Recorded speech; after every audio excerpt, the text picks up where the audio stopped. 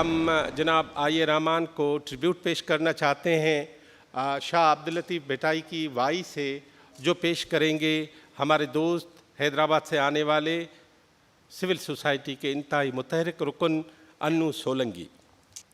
سو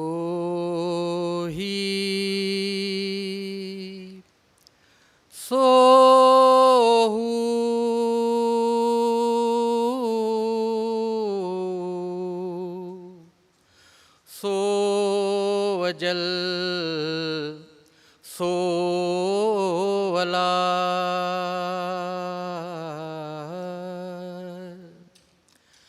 سو پیری سو پسا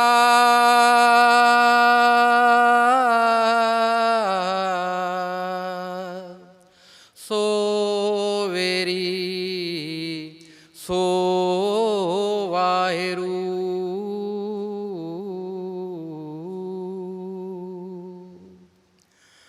منہ میں تم موجود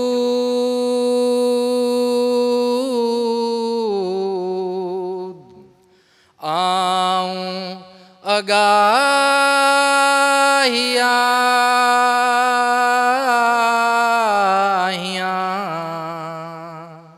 آؤں اسوہیں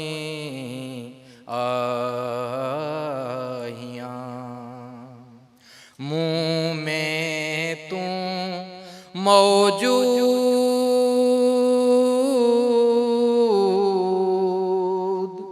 آؤں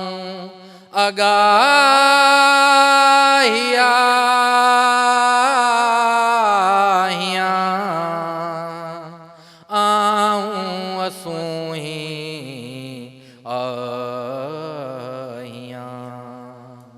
منہ میں تم موجود مان جے موٹن جو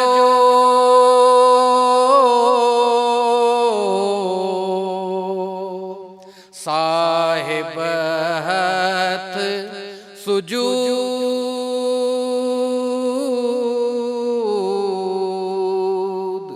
آؤں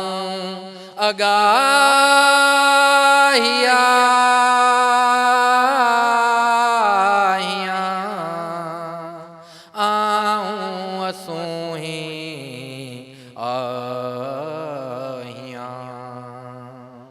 منہ میں تم موجود جین رسیوں بود کھے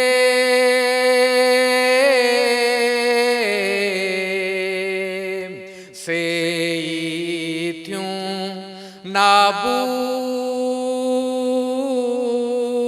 نابود آؤں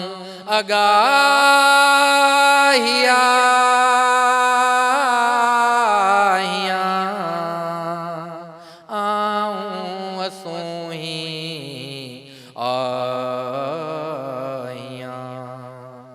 منہ میں تم موجود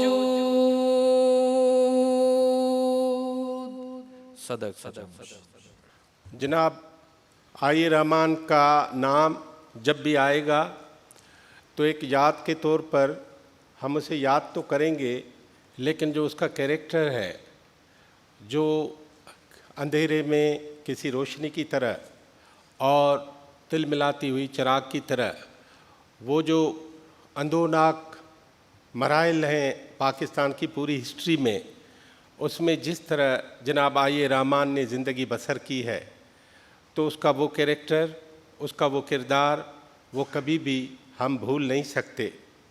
مسئلہ یہ ہے کہ جب بھی اندھیرے ہوتے ہیں، جب بھی خرابی ہوتی ہے، جب بھی ہمیں محسوس ہوتا ہے کہ کوئی رہنما نہیں ہے، کوئی لیڈر نہیں ہے، کوئی راہرو نہیں ہے، کوئی جگانے والا نہیں ہے، تو پھر ہمیں جناب آئی رحمان جیسے لوگ یاد بھی آتے ہیں اور ان کی یاد ستاتی بھی ہے اور ایک خلا اور ایک اسپیس محسوس ہوتا ہے۔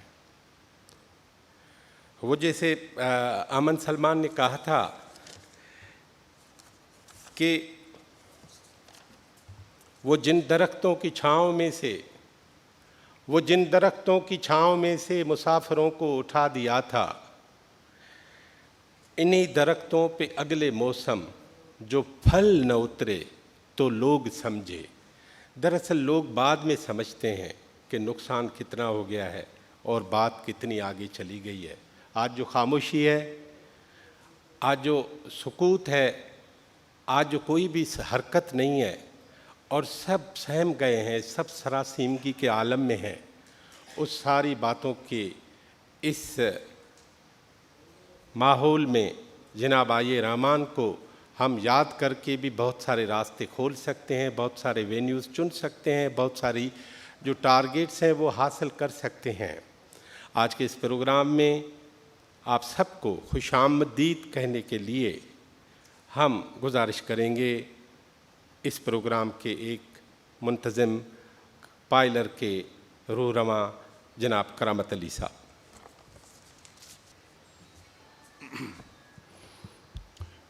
محترم رشید رضوی صاحب، اسٹیج پر موجود میرے دوستوں اور ساتھیوں، ہال میں موجود تمام معزز مہمانان گرامی، السلام علیکم۔ جیسے ابھی ڈاکٹر صاحب بات کر رہے تھے، آئی رحمان صاحب کے بارے میں اتنے زیادہ مختلف پہلوؤں سے بات کرنے کی ضرورت ہے کہ شاید ایک سیٹنگ اس کے لیے کافی نہ ہو۔ میں بہت خوش قسمت ہوں کہ مجھے آئی رحمان صاحب کے ساتھ تقریباً 40 سال ان کے سائے میں ہم موجود رہے، اور بہت سی باتیں یہاں ہمارے ساتھی کریں گے۔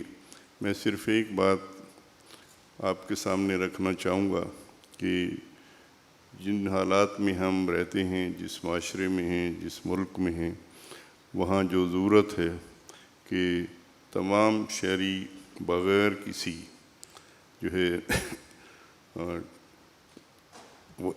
وہ ڈسکریمنیشن کے، کسی بھی وجہ سے ایک دوسرے کے ساتھ جڑے بغیر جن حالات میں رہ رہے ہیں، ان کو تبدیل کرنے کے لیے جو سب سے پہلی چیز سیکھنے کی ضرورت ہے، آئی رحمان صاحب اس کی ایک مجسم تصویر تھے، اور وہ تھی باہمی برداشت کا حوصلہ، مخالف رائے کا احترام، اور کسی بھی صورت میں اشتعال اور غصے میں آئے بغیر آپس میں گفتگو کرنا، دوسرے کا نقطہ نظر سمجھنا، وہ بہت ہی بنیادی ضرورت ہے اور بہت کم ہے ہمارے معاشرے میں انفارچونیٹلی۔ تو جب میں رحمان صاحب سے ملا، ہمارے ہاں پولرائزیشن تو بہت زیادہ لیولز پر ہے، لیکن ہم لوگ جو بائیں بازو سے تعلق رکھتے تھے ان میں ایک بہت بڑی پولرائزیشن تھی کہ آپ اور کچھ ہیں کہ نہیں ہیں، لیکن آپ یا تو پرو ماسکو ہیں یا پرو پیکنگ ہیں، اور پھر اس کو ہر وقت ظاہر کرنا ضروری سمجھا جاتا تھا۔ رحمان صاحب وہ اس لحاظ سے پرو ماسکو کیمپ میں سمجھے جاتے تھے، لیکن میں اپنی زندگی میں بائیں بازو کے کسی ایسے شخص سے پہلی بار ملا جس کے اندر کوئی تعصب نہیں تھا کسی قسم کا۔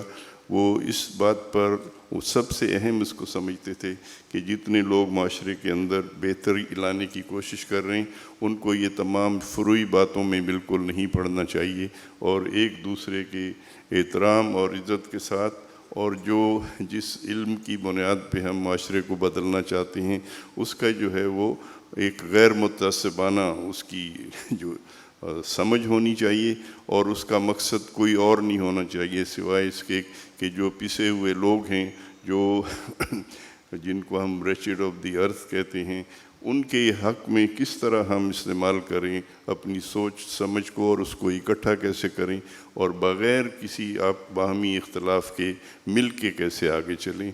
اور پھر انہوں نے یہ ثابت اور بھی فیلڈ میں کیا۔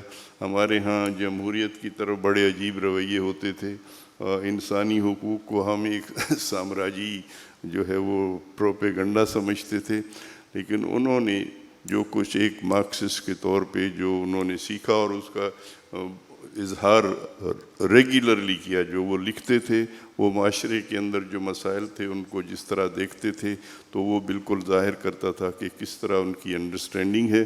اور انہوں نے پھر جو پاکستان کے اندر اور دوستوں کے ساتھ مل کے، لیکن اس کی قیادت کرتے ہوئے انسانی حقوق کے احترام کا جو کلچر پیدا کیا، میں سمجھتا ہوں وہ ان کا سب سے بڑا کنٹریبیوشن ہے، اور وہ ہمیشہ ہمیں یاد رکھنا چاہیے۔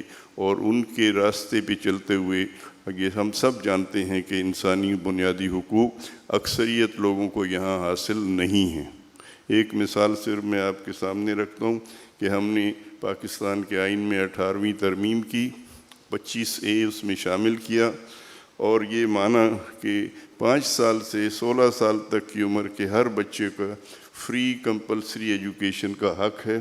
لیکن جب 2010 میں یہ ترمیم آئی تھی، اس وقت جتنے بچے اسکول سے باہر تھے، آج اس سے 3 گنا سے زیادہ بچے باہر ہیں، اور یہ بہت بڑا ظلم ہے۔ تو میں آئی رحمان صاحب کے نام سے تمام دوستوں سے اپیل کروں گا کہ جمہوریت کے قیام کے لیے، اس کے استحکام کے لیے اور انسانی حقوق کی تحریک کو مضبوط بنانے کے لیے اگر ہم سب فیصلہ کریں کہ ہم ان بچوں کے حق کے لیے آواز اٹھائیں گے، اور ان بچوں کے ساتھ جو آئی رحمان صاحب کی محبت تھی، وہ اگر آپ ان کی تحریروں کو دیکھیں جو چائلڈ لیبر پہ، بانڈڈ لیبر پہ ہیں، تو آپ اچھی طرح سمجھ سکتے ہیں۔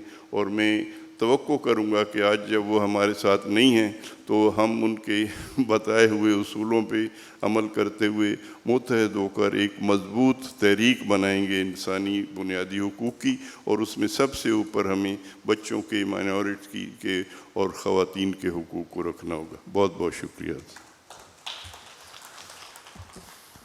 اب میں گزارش کروں گا پروفیسر کرن سنگھ صاحب کو کہ وہ آئیں اور آئی رحمان کے بارے میں اس کتاب پہ اپنے خیالات کا اظہار کریں۔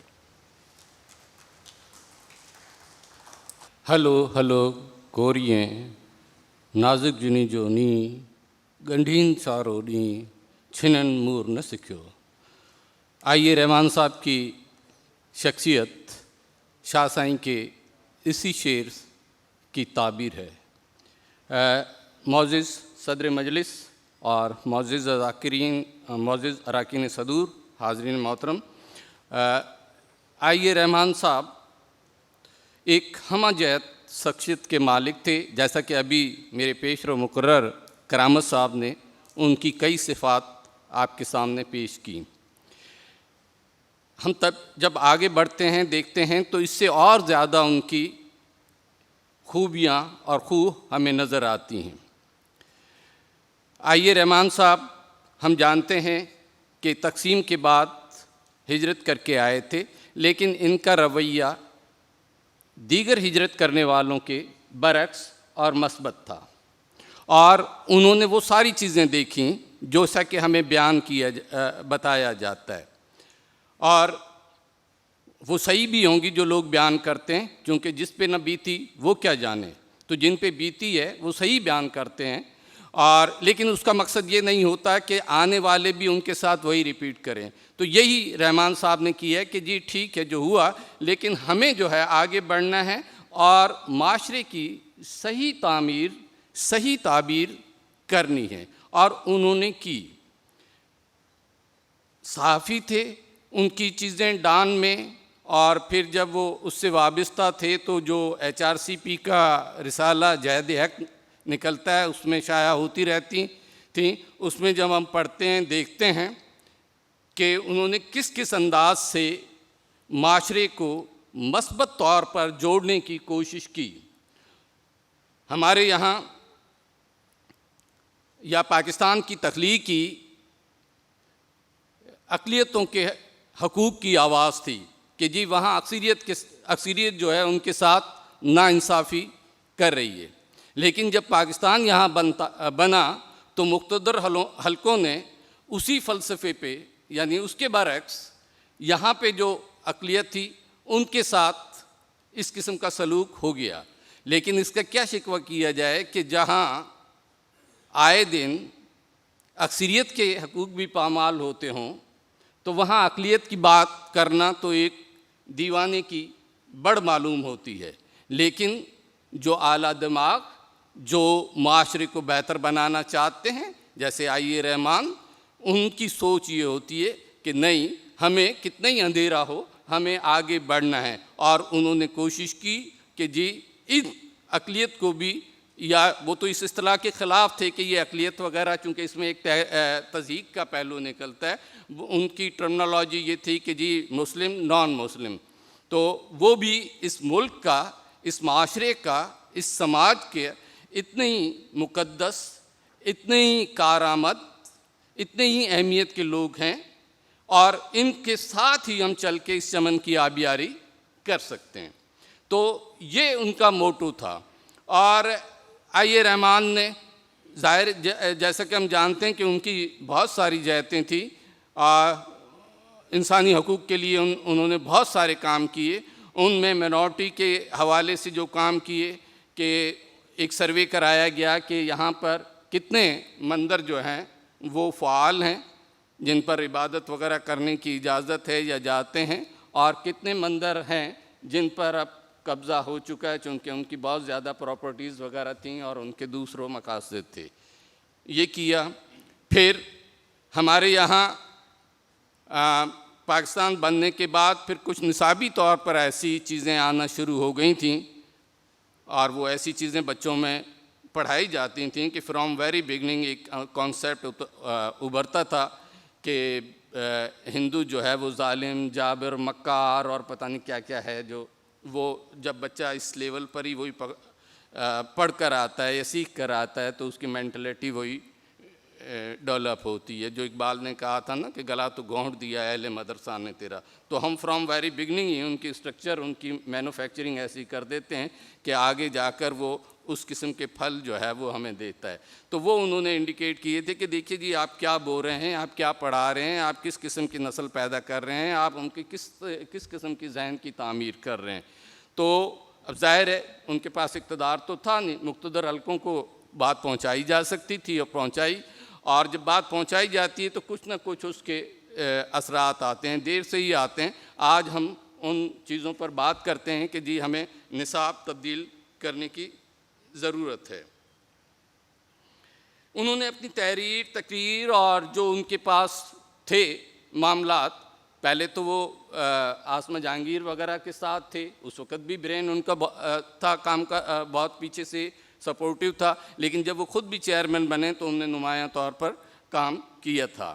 اور ہم دیکھتے ہیں کہ جیسے جیسے چلے تھے، آج کی یہ محفل جہاں ہم جمع ہیں تو ہمیں مجروح کا وہ شعر یاد آتا ہے کہ میں اکیلا ہی چلا تھا جانب منزل کی طرف، لوگ ساتھ آتے گئے، کارواں بنتا گیا۔ اور آج ہم دیکھ رہے ہیں کہ جتنے ہم لوگ بیٹھے ہیں یہاں کارواں کے لوگ ہیں، یہاں پائلٹ چلانے والے ہیں، یہاں IRSH کے نمائندے بیٹھے ہیں، حالی پوٹر صاحب بیٹھے ہیں، ماجدہ صاحب، یعنی جو ذرہ جہاں بیٹھا ہے وہیں آفتاب ہے، اور وہ اپنے طور پر اسی فلسفے کو لے کر، اسی تھاٹ کو لے کر آگے چل رہا ہے۔ تو یہ چیزیں ہمارے لیے جو ہے مثبت ہے، چونکہ اندھیرا کتنا ہی گھنا ہو، اس میں جب ہم روشنی کی ایک بھی شمع جلاتے ہیں تو ہمیں احساس ہوتا ہے کہ کچھ تازگی ہوئی ہے، کچھ روشنی ہوئی ہے، اور کچھ ہم اندھیرے کو چیرنے کے قابل ہوئے ہیں۔ بہت مشہور سا شعر ہے کہ اپنے لیے تو سبھی جیتے ہیں دوستو، ہے زندگی کا مقصد اوروں کے کام آنا۔ تو وہ عملی طور پر اس کی مجسم ہمارے سامنے تھے کہ ساری عمر انہوں نے جو ہے وہ اپنی ذات سے عبا دوسروں کے لیے کام کیا۔ لائق مبارکباد ہیں ہمارے ذوالفقار حالی پوٹر صاحب کہ ایسی شخصیت کے لیے انہوں نے کتاب مرتب کی، اور جن اداروں نے یہ کتاب شائع کی ہے وہ بھی مبارکباد کے مستحق ہیں کہ ہمیں ایسے کام کرتے رہنا چاہیے۔ آخر میں صرف یہی شعر میں ان کی نذرانہ کے طور پر پیش کر رہا ہوں کہ بارے دنیا میں رہو غم زدہ یا شاد رہو، ایسا کچھ کر کے چلو جس سے بہت یاد رہو۔ اور یقیناً آئیے رحمان صاحب یاد ہیں اور آنے والے زمانے میں مزید یاد رہیں گے۔ آپ سب کا شکریہ، آرٹس کونسل کا، منتظمین کا بہت شکریہ۔ اب میں گزارش کروں گا پاکستان کے سینئر جرنلسٹ اور ہمارے پرانے دوست اور روشن خیال صحافی جناب مظہر عباس صاحب کو کہ وہ آئیے رحمان صاحب کی اس کتاب کے حوالے سے اور آئیے رحمان صاحب پہ بات کریں۔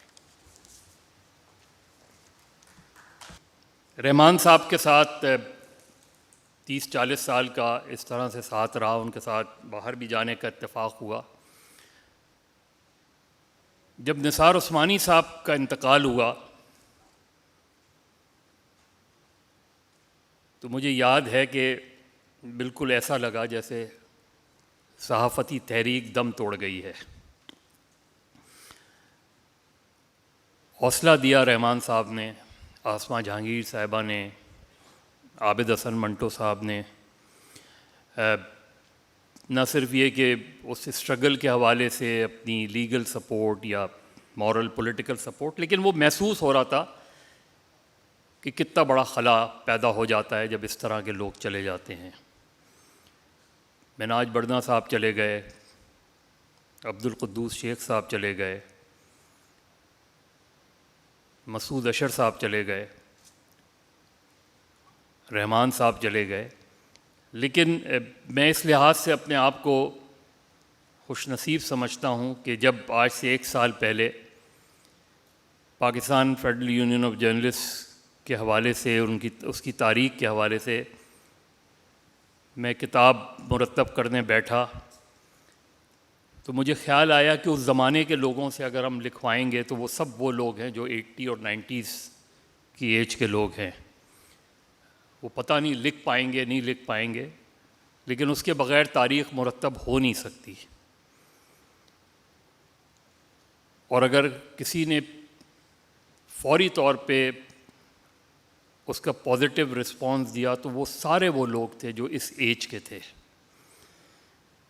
جن میں رحمان صاحب، حسین نقی صاحب، مسعود اشر صاحب، ان سارے لوگوں نے وہ پیریڈ کو ریکال کیا کہ کس طریقے سے جو رحمان صاحب کی رائٹنگ میں، ان کی تھنکنگ میں جو سب سے منفرد بات مجھے محسوس ہوئی وہ ہمیشہ right side of the history رہے، چاہے وہ اس وقت ان پاپولر چیز رہی ہو، لیکن وہ کبھی بھی اس اصول سے نہیں ہٹے کہ یہ وقتی ان پاپولیرٹی میٹر نہیں کرتی، تاریخ آپ اپنے مطلب کی نہیں لکھ سکتے، اس لیے ہمیشہ ایسے ہی وقت میں کھڑا ہونا بہت ضروری ہے جب بہت سے لوگ بھٹک جائیں۔ بہت بڑا کرائسس تھا جب مشرقی پاکستان کا کرائسس کھڑا ہوا تھا، اور اس وقت یہ سارے لوگ right side of the history تھے، اسی لیے یہ ٹریٹرز کہلائے۔ وہ سارے لوگ جو دیکھ رہے تھے کہ کیا ہونے جا رہا ہے، جو دیکھ رہے تھے کہ بنگالیوں کے ساتھ کیا ہو رہا ہے، اور مجھے حیرت ہے میں جب علی احمد خان صاحب کی کتاب پڑھتا ہوں کہ ان کی پوری فیملی تقریباً سلاٹر ہو گئی تھی، لیکن اس وقت بھی انہوں نے وہاں رہتے ہوئے بھی وہ بنگالیز کے ساتھ کھڑے رہے۔ تو یہ بہت مشکل ہوتا ہے، اور اسی لیے ان کی تھنکنگ میں، ان کی رائٹنگ میں وہ کلیئرٹی آپ کو نظر آتی ہے۔ اور بہت کچھ سیکھا رحمان صاحب سے، چاہے وہ پاک انڈیا پیپلز ڈائلاگ ہو، پیس انیشیٹیوز ہوں، ہیومن رائٹس کے ایشوز ہوں، پولیٹیکل ایشوز ہوں، ان کی آپ کو رائٹنگ پڑھ کے آپ کو محسوس ہوتا تھا کہ وہ بہت سی چیزیں جو شاید میں نہیں کہہ سکتا، جو شاید میں نہیں لکھ سکتا، وہ رحمان صاحب کہہ بھی دیتے تھے اور لکھ بھی دیتے تھے۔ اور وہ اتنے فرم تھے اپنے اوپینینز میں. ویسے تو ہماری جو معاشرہ ہے, جو سوسائٹی ہے, وہ بہت لاؤڈ ہے. رحمان صاحب جیسے لوگوں کو ٹی وی ٹاک شوز نہیں انوائٹ کریں گے, اس لیے کہ وہ تو ایک لاؤڈ ماحول ہوتا ہے, شور شرابہ ہوتا ہے, گفتگو دلیل سے نہیں غصے سے ہوتی ہے. لیکن ایسے لوگ کبھی مرتے نہیں ہیں. جو لوگ جنہوں نے رحمان صاحب کو نہیں پڑھا ان کے لیے یہ کتاب پڑھنا بہت ضروری ہے. جو رحمان صاحب سے نہیں ملے وہ یہ کتاب ضرور پڑھیں, تو آپ رحمان صاحب سے مل لیں گے. آپ کو پتہ چل جائے گا کہ کتنا بڑا لاس ہے. سرکاری سطح پہ تو خیر کیا رحمان صاحب کی ریکگنیشن ہوگی, جس طرح اور بہت سے اس طرح کے لوگ چلے گئے, ان کو ہم چاہے وہ کوئی بھی گورنمنٹ ہو, لیکن سرکاری طور پہ, اور وہ ہو بھی نہیں سکتی, کیونکہ لوگوں کے ساتھ کھڑا رہنا وہ وہی کر سکتا ہے جو سرکار کے ساتھ کھڑا نہ رہے. جو سرکار کے ساتھ کھڑا رہتا ہے وہ عوام کے ساتھ کھڑا نہیں رہ سکتا.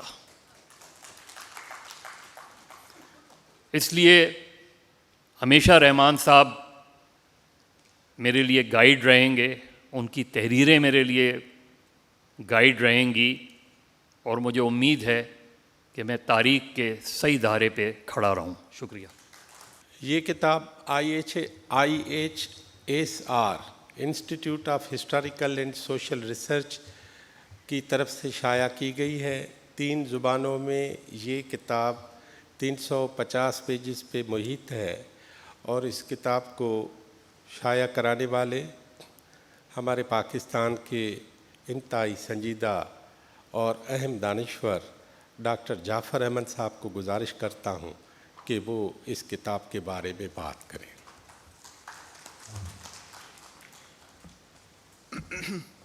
محترم رشید رضوی صاحب, اسٹیج پہ تشریف فرما, دیگر مہمانان گرامی, خواتین و حضرات, میں institute of historical and social research کی طرف سے آپ سب کا مشکور ہوں کہ آپ نے زحمت کی اور اس تقریب میں تشریف لائے. یہ کتاب رحمان صاحب کی وفات کے بعد پاکستان اور پاکستان سے باہر جو مختلف اخبارات میں اور پیریوڈیکلز میں مضامین شائع ہوئے, جو اداریے شائع ہوئے, ان سب کو ذوالفقار حال پوٹو صاحب نے بہت سلیقے سے مرتب کیا ہے, اور ہم نے مناسب سمجھا کہ اس کو اسی مرحلے پہ شائع کریں تاکہ لوگوں کے سامنے آ سکے کہ ان کو خراج عقیدت پیش کرنے والے صرف پاکستان میں نہیں بلکہ پاکستان سے باہر بھی بڑی تعداد میں موجود ہیں, اور وہ بنیادی طور پہ ایک بہت اہم جنوبی ایشیا کی شخصیت تھے, اور انگریزی میں جو کہتے ہیں لارجر دین لائف شخصیت, تو رحمان صاحب واقعتاً ایک لارجر دین لائف شخصیت تھے. یہاں پہ اتنی گنجائش نہیں ہے کہ میں زیادہ تفصیل میں جا کے رحمان صاحب کے حوالے سے گفتگو کروں, لیکن اتنا میں ضرور کہنا چاہوں گا کہ ایک ہمہ جہت شخصیت کے مالک تھے, ایک صحافی تھے, ادیب تھے, اور ایک بہت بڑے ایکٹیوسٹ تھے. اور ان کی ان تمام جو شعبہ جات میں خدمات ہیں, ان کے پیچھے جو بنیادی خیال یا بنیادی فلسفہ ہے وہ مارکسزم کا فلسفہ ہے.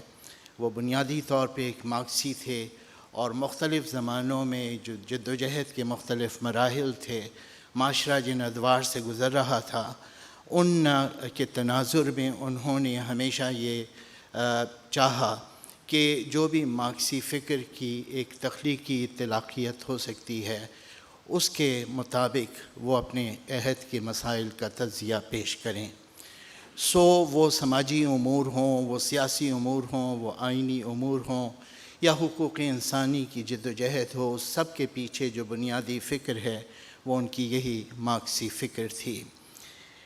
دوسری اہم بات یہ کہ انہوں نے اس وقت جب سوویت بلاک ختم ہوا تو انہوں نے پھر یہی نتیجہ اخذ کیا کہ اب ہم جس عہد میں ہیں اس میں عوام کے ساتھ جڑنے کا ایک زیادہ بامانی راستہ جو ہے وہ یہی ہے کہ حقوق انسانی کی گفتگو کی جائے، اور اسی کو انہوں نے بنیاد بنایا. اور ہم دیکھتے ہیں کہ human rights commission of Pakistan قائم ہوا، جس میں آسمہ جہانگیر صاحبہ اور جسٹس دولاب پٹیل صاحب اور دیگر لوگ پیش تھے. رحمان صاحب ایک صحافی تھے. قیام پاکستان کے بعد انہوں نے صحافت ہی کے پیشے کو اختیار کیا تھا. 1950 کے عشرے میں وہ پاکستان ٹائمز سے وابستہ رہے. پھر جب پاکستان ٹائمز کو ایوب خان کے مارشل لاء کے نتیجے میں نیشنلائز کر لیا گیا یا آفیشلائز کر لیا گیا، تو رحمان صاحب کے لیے ممکن نہیں رہا کہ وہ اس میں سیاسی موضوعات پہ لکھیں، تو انہوں نے اداریہ لکھنے سے معذرت کر لی، لیکن وہ ثقافتی امور پر لکھا کرتے تھے. اسی طرح 1970 کے عشرے میں بھی ہوا کہ جب انہیں محسوس ہوا کہ اب ان کے لیے سیاسی موضوعات پہ لکھنا ممکن نہیں ہے، تو انہوں نے پھر ثقافتی موضوعات پہ لکھا. لیکن اسی زمانے میں جب ویو پوائنٹ کا اجرا ہوا تو وہ ویو پوائنٹ سے وابستہ ہوئے، اور ویو پوائنٹ کے بند ہونے تک وہ مستقل اس کے ساتھ وابستہ رہے. ان کی صحافتی زندگی انہیں پاکستان ٹائمز سے مختلف اخبارات میں لے کے گئی. ان کی تحریریں فرنٹیئر پوسٹ میں شائع ہوتی رہیں، دی مسلم میں شائع ہوتی رہیں، پھر ڈان میں اور دی نیوز میں. ان تمام اخبارات میں، ہیرلڈ اور نیوز لائن میں وہ باقاعدگی سے چھپتے رہے. میرے لیے بڑی خوش قسمتی کی بات ہے کہ رحمان صاحب سے اب سے کوئی 25-26 سال قبل تعلق قائم ہوا، اور اس میں سچی بات یہ ہے کہ کوئی جواز نہیں تھا کہ میں ان کے ساتھ جڑ پاتا. ہم میں اتنا فرق تھا، وہ اتنے بڑے آدمی اور میری تو ایک حیثیت ایک طالب علم کی تھی. لیکن اس سے ان کی بڑائی ظاہر ہوتی ہے کہ انہوں نے ہمیشہ بہت شفقت کا مظاہرہ کیا، اور یہ چیز میں نے ان کے عمومی رویے میں دیکھی کہ وہ ہر ایک کو اپنا دوست بنا لیتے تھے اور بہت بے تکلف ہو جاتے تھے. ان کے اندر ایک سینس آف وٹ بہت زیادہ تھا، جو ان کی پروفیشنل لائف میں بھی نظر آتا تھا، نجی زندگی میں بھی نظر آتا تھا. سپریم کورٹ میں وہ ایک صحافیوں ہی کے کیس کے سلسلے میں گئے تو چیف جسٹس صاحب نے ان سے کہا کہ معاف کیجیے گا رحمان صاحب، ہم آپ کو چائے نہیں دے سکتے. تو انہوں نے کہا چائے نہ دیں، انصاف دے دیں. اس طرح کے فقرے جو ہیں رحمان صاحب کے، وہ بہت بامانی بھی ہوتے تھے. مجھے ان کے ساتھ ٹریول کرنے کے بھی موقع ملے، اور وہ بالکل عام گفتگو میں بعض اوقات اتنی تاریخی چیزیں بیان کر رہے ہوتے تھے کہ ایک طالب علم کی حیثیت سے میری بڑی خواہش ہوتی تھی کہ میں فوراً ان چیزوں کو نوٹ کر لوں. مجھے یاد ہے کہ ایک دفعہ نیپال میں شام کو بیٹھے ہوئے باتیں کر رہے ہیں، اور وہ ایوب خان کے زمانے کے قصے سنانے شروع کر دیے. وہ منظور قادر کا انہوں نے ذکر کیا جو ایوب خان کے وزیر بھی تھے، پھر شیخ خورشید کا ذکر کیا جو ایوب خان کے وزیر قانون تھے. تو میں نے فوراً آن کے ہوٹل میں اپنے کمرے میں آتے ہی نوٹ کر لیا کہ اگلے دن میں بھول نہ جاؤں ان واقعات کو. تو بہت ان کی ماشاءاللہ یادداشت بھی بہت مضبوط تھی. ایک موقع پہ انہوں نے بتایا کہ جب جنرل ضیاء الحق کے زمانے میں ویو پوائنٹ کے پورے بورڈ کو گرفتار کر لیا گیا، مظہر علی خان بھی جیل میں اور یہ بھی جیل میں، تو کہنے لگے کہ وہاں مظہر علی خان نے اگلے دن جیل میں یہ کہا کہ لاؤ بھائی کوئی میز ویز لاؤ، کچھ لکھنے پڑھنے کا کام کریں. اور انہوں نے جیل کے اندر ہی ویو پوائنٹ ادارت کا کام شروع کر دیا. ان کو باقاعدہ اسائنمنٹ دیے جاتے. تو میں نے ان سے پوچھا کہ وہ اسائنمنٹ پھر چھپتے کیسے تھے؟ تو کہنے لگے کہ فرضی نام سے، قلمی نام سے وہ ویو پوائنٹ میں چھپتے تھے. ایلس فیض کیونکہ باہر تھیں، وہ ہم انہیں بھیجتے تھے اور ان چیزوں کو وہ ویو پوائنٹ میں شامل کرتے تھے. بہت میرے لیے اعزاز کی بات تھی جب ہم نے institute of historical and social research بنایا 2019 میں. میں نے ان سے کہا کہ جی میں کراچی یونیورسٹی میں پاکستان اسٹڈی سینٹر سے ریٹائر ہو گیا ہوں، اور اب کوئی لکھنے پڑھنے کا کام ہی کرنا چاہتا ہوں، اس طرح کی ایک تجویز ہے کہ ہم یہ انسٹیٹیوٹ بنائیں۔ تو انہوں نے کہا کہ آپ یہ بنائیں اس لیے کہ آپ اس کے علاوہ اور کچھ کر بھی نہیں سکتے۔ سو وہ انسٹیٹیوٹ ہم نے بنایا، رحمان صاحب اس کے بورڈ آف گورنرز میں شامل ہوئے، لیکن سب سے بڑا احسان انہوں نے ہمارے اوپر یہ کیا کہ جب میں نے یہ خواہش ظاہر کی کہ ہم آپ کی چیزیں یکجا کرنا چاہتے ہیں، تو انہوں نے فوراً اس کی اجازت دے دی۔ اور مجھے بعد میں HRCP لاہور میں لوگوں نے بتایا کہ جی ہمیں حیرت ہے، ہم 15 سال سے ان سے کہہ رہے ہیں کہ اپنی چیزیں کمپائل کروا دیجئے ہم سے، لیکن آپ نے کیا جادو کیا کہ فوراً راضی ہو گئے۔ تو پھر لاہور میں انہوں نے ہمیں اجازت دی کہ ہم ان کے HRCP کے آرکائیو سے بھی ان کی چیزیں اکٹھا کریں۔ اور مجھے خوشی ہے آپ کو یہ بتاتے ہوئے کہ ہم نے IHSR کے پلیٹ فارم سے پچھلے 2 سال میں رحمان صاحب کی 1975 سے اب تک کی تمام چیزیں ریٹریو کر لی ہیں۔ ان کے سارے ڈان کے آرٹیکلز، دی نیوز کے آرٹیکلز، ہیرلڈ کے، نیوز لائن کے اور ویو پوائنٹ کے، یہ سارے آرٹیکلز اب تک کوئی 1300 آرٹیکلز ہم کمپائل کر چکے ہیں۔ میرے خیال میں کوئی 100-125 آرٹیکلز باقی ہیں۔ افسوس ہوتا ہے کاش وہ 1-1.5 سال اور زندہ رہتے اور ان والیومز کو وہ دیکھتے جب وہ یہ شائع ہوتی۔ ہمارا جو ادارہ ہے ایک بالکل نیا ادارہ ہے۔ مقصد ہمارا یہ ہے کہ پیپلز ہسٹری کو ہم شائع کریں، اس کو ریٹریو کریں، اسے جمع کریں، اور اب تک کافی اس سلسلے میں کام ہم کر چکے ہیں۔ ہم حیدر بخش جتوئی صاحب کی ساری رائٹنگز کو اکٹھا کر چکے ہیں اور وہ ایک والیوم، ضخیم والیوم شائع ہوگی۔ ہم قاضی فیض محمد صاحب کی آٹو بائیوگرافی کا اردو میں ترجمہ کروا چکے ہیں اور وہ بھی اشاعت کے لیے منتظر ہے۔ ہم نیشنل عوامی پارٹی کی ساری ڈاکومنٹس اکٹھا کر چکے ہیں جو 1500 صفحے کمپوز ہو چکے ہیں اور وہ بھی منظر عام پہ آئیں گے۔ ہم نے GM سید صاحب کی رائٹنگز کا اردو میں ترجمہ کروایا ہے، یہ بھی ایک میرے خیال میں تاریخی چیز ہوگی۔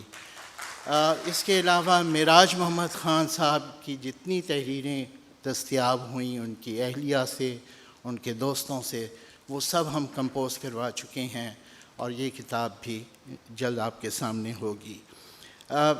Institute of historical and social research ایک عوام دوست ادارہ ہے، یہ NGO نہیں ہے، یہ کوئی سرکاری ادارہ نہیں ہے۔ ہم نے خود اپنے اوپر کچھ پابندیاں لگائی ہیں کہ ہم یہ چیزیں نہیں کریں گے، ہم صرف پیپلز اورینٹیڈ کام کریں گے کیونکہ ہمارا کمٹمنٹ عام انسانوں کے ساتھ ہے۔ ہم جمہوری تحریکوں پہ کام کریں گے، ہم حقوق انسانی کی تحریکوں کے جو ہمارے رہنما ہیں ان پہ کام کریں گے، اور وہ جو ان سنگ ہیروز ہیں ہمارے معاشرے کے جن کو ریکارڈ نہیں کیا گیا، ہم ان کی یادداشتیں ریکارڈ کر رہے ہیں اور ان کو شائع کیا جائے گا۔ تو یہ چند ایک چیزیں ہیں، کچھ چیزیں ہو بھی چکی ہیں۔ کووڈ نے ہمارا راستہ روکا، لیکن پھر ہم نے کووڈ کو بھی موضوع بنا لیا تحقیق کا۔ کوئی 30 کے قریب ہم نے رپورٹ شائع کی ہیں کووڈ کے اوپر، اور پھر کووڈ کے زمانے میں زاہدہ حنا صاحبہ کے جتنے کالم کووڈ سے متعلق چھپے وہ ہم نے کتابی شکل میں شائع کیے۔ اسی طرح انیس ہارون صاحبہ نے جو کووڈ کے دوران ڈائریاں لکھیں وہ بھی شائع ہو چکی ہیں، وہ بھی یہاں رکھی ہیں۔ تو امید ہے کہ آئندہ بھی ہم اس طرح کے کام کرتے رہیں گے، آپ لوگوں کا تعاون بھی ہمیں حاصل رہے گا، مجھے یقین ہے۔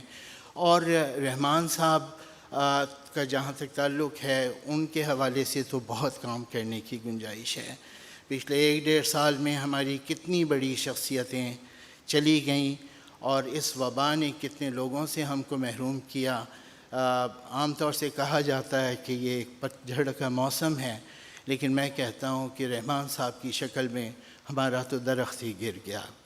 لیکن ظاہر ہے کہ رحمان صاحب ایک بہت ہمت افزا گفتگو کرنے والے اور ہمت کا اور جرأت کا پیغام دینے والے انسان تھے، تو اسی سے ہم روشنی بھی حاصل کریں گے ان کی روشن خیالی کو آگے بڑھانا ہم سب کا فرض ہے، اور اس وقت اس معاشرے کو سب سے زیادہ اسی روشن خیالی کی ضرورت ہے۔ بہت بہت شکریہ۔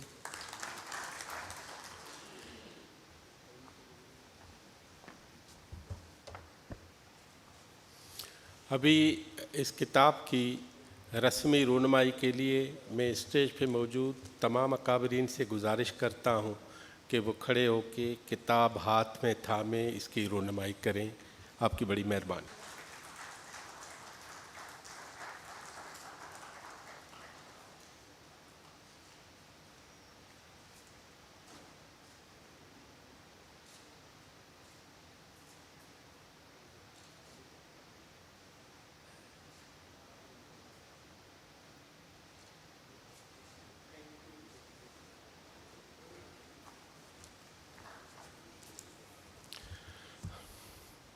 یہ پروگرام شروع نہیں ہوا تھا تو ہمارے ایک بہت ہی اچھے سینئر لکھاری ہیں، تو انہوں نے ذوالفقار حالی پوٹر کو کہا کہ یار تمہاری ہر ہفتے کتاب آ رہی ہے، تم کتابوں کی پولٹری فارم بن گئے ہو۔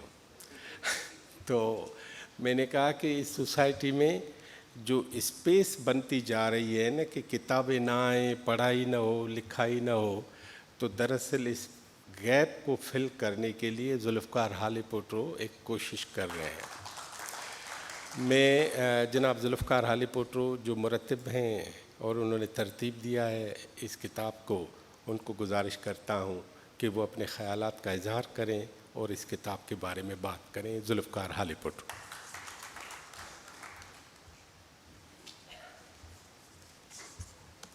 थैंक यू डॉक्टर साहब। सभिनि खां पहिरीं त आउं तमामु घणो थोराइतो आहियां जेके बि हिते आचर जे ॾींहुं संडे ते हिन पिंडाल में मौजूदु सभु महिमान आहिनि। ऐं आचर जो ॾींहुं ॾाढो ॾुखियो ॾींहुं आहे, उन में माण्हुनि खे घरां कढणु। त सभिनी दोस्तनि जी प्रेस या दोस्त, मुंहिंजा ज़ाती दोस्त, अदीब, शाइर ऐं जेके हेॾा वॾा माण्हू सिंध जा, पाकिस्तान जा हिते मौजूदु आहिनि, आउं सभिनि जो थोराइतो आहियां। बड़े मुख्तसर सी गुफ्तगू है मेरे पास, क्योंकि मुझे जो कुछ कहना था इस किताब में, जो मैंने उर्दू में मजमून लिखा है और जो काविश में मेरा आर्टिकल आया था सिंधी में, उसकी शक्ल में मेरा ओपिनियन यहाँ मौजूद है, तो मैं चाहूँगा कि सीनियर दोस्तों से सुने। तो सिर्फ दो मुख्तसर वाक़यात पेश करूँगा, एक रवैया पेश करूँगा और आखिर में एक कमेंट है इस किताब के हवाले से। थोड़ा सा मुनफरद ये प्रोग्राम इसलिए है कि एक तो हमने कोशिश की कि जितने भी दोस्त हैं वक्त पर शुरू करें, 4:15 बजे हमने प्रोग्राम शुरू किया। दूसरी रवायत हमने ये डाली कि इंतहाई मसरूफ़ दोस्त हैं हमारे, लेकिन हमने किताबें पहुँचाएँ उनको कि किताब पर वो पढ़ कर आएँ और किताब पर गुफ्तगू।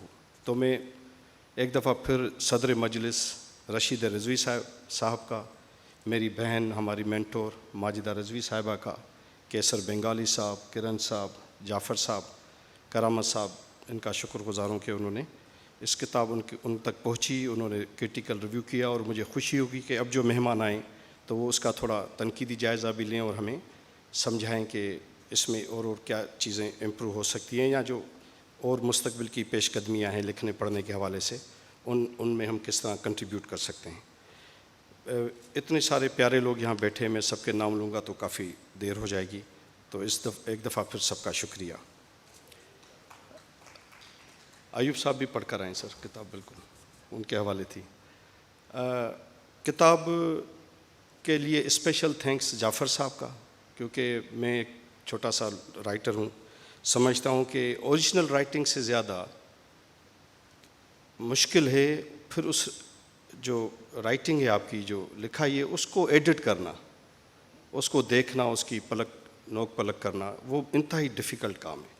तो उन्होंने इंतहाई पेशन के साथ और इंतहाई जो है वो पैशनेट होकर उन्होंने इस किताब को देखा, रिव्यू किया, और काफ़ी जो चीज़ें थीं। एक मौके पर हमारी ये डिस्कशन हुई कि सर आर्टिकल्स तो दूसरे दोस्तों ने लिखे, हम लोगों ने भी उसमें आर्टिकल कंट्रीब्यूट किए हैं, तो उसमें क्या चेंजेस आ सकती हैं। तो ज़ाहिर है हम रोज़ सीखते हैं एक दूसरे से, जाफ़र साहब हमारे उस्ताद हैं, तो उन्होंने कहा कि कुछ थंब रूल्स हैं जो आप भी आइंदा के लिए समझ लें। فار ایگزامپل اگر نام ہے کسی آتھر کا، کسی نے آئی اے رحمان، رحمان اے کے ساتھ آر اے لکھا ہے، کسی نے آر ای لکھا ہے، کسی نے آئی کے بعد فل اسٹاپ دے دیا ہے، کسی نے آئی اے کے بعد نہیں دیا، تو کم از کم کچھ ایسے پروٹوکولز ہیں جو آپ کو وہ الاؤ کرتے ہیں کہ آپ دوسرے کی لکھائی میں بھی وہ اتنی ایڈٹ کریں جو ان کے اوپینین کو ڈسٹرب نہ کرے، ان کا جو بھی نقطہ نظر ہے اس میں کہیں ٹیمپرنگ یا اس میں کہیں اوپر نیچ نہ ہو، لیکن جو ایک جو فارمیٹنگ ہے لکھائی کی اس میں آپ کو الاؤ ہے. تو یہ بھی ایک لرننگ تھی اس حوالے سے. کرامت صاحب ہمیشہ میرا پہلا سورس ہوتے ہیں، اور سلیمان ابڑو صاحب کا اس میں اردو میں سب سے اوپر آرٹیکل موجود ہیں. تو ان سے میں کہتا ہوں کہ یہ ذہن میں خیال ہے تو فوراً کہتے ہیں کہ ہاں کر دیں. تو یہ ایک بڑی سپورٹ ہوتی ہے. کتاب 3 حصوں میں ہے. آپ اگر لیں گے یا اگر جعفر صاحب غلطی سے آپ کو گفٹ کر دیں کوئی کتاب، ورنہ آپ کو خریدنی پڑے گی، تو اس میں اردو، سندھی، انگریزی کے آرٹیکلز ہیں. آرٹیکلز میری رائے یہ جب میں نے پڑھے تو جب کوئی ہمارا بہترین دوست، ہمارا استاد، کوئی ساتھی ہم سے بچھڑ جاتا ہے تو جو انیشل ریئیکشن ہے، رسپانس ہے، وہ کافی سبجیکٹو ہوتا ہے، ایموشنل ہوتا ہے. تو زیادہ تر جو رائٹنگس ہیں خاص طور پر اردو سندھی کی، اردو سندھی میں تھوڑا ہم سبجیکٹو زیادہ ہو جاتے ہیں. انگریزی کی رائٹنگ ریلیٹیولی آپ کو اسپیس نہیں دیتی کہ آپ زیادہ ریٹورک کریں اور اس میں قصہ گوئی کریں. تو یہ پہلا جو ان کے چہلم تک جو ایکسپریشن ہے مختلف اخبارات میں، ایڈیٹوریلز ہیں، ٹویٹس ہیں، آرٹیکلز ہیں، کالم ہیں، آبیچوریز ہیں، انٹرویوز ہیں. تو یہ ان 3 لینگویجز کا ایک مجموعہ ہے جن کا ٹائٹل بھی آپ کو اردو، سندھی اور انگریزی میں نظر آئے گا. تو یہ ایک چھوٹی سی کوشش ہے. اس کوشش کے پیچھے میری رشید صاحب ایک بنیادی کوشش یہ بھی ہوتی ہے کہ تینوں زبانوں میں لانے کا مقصد یہ بھی ہوتا ہے کہ وہ رحمان صاحب کا جو ایک کانسیپٹ تھا کہ لوگوں کو جوڑیں، سنرجائز ہوں، بات کریں، ملیں. تو اس طرح زبانیں بھی شاید لفظ جب ایک کتاب میں جڑتے ہیں تو شاید زبانیں جب جڑتی ہیں تو لوگ بھی جڑتے ہیں. تو ایک اٹیمپٹ کرنے کا یہ بھی تھا میرا خیال.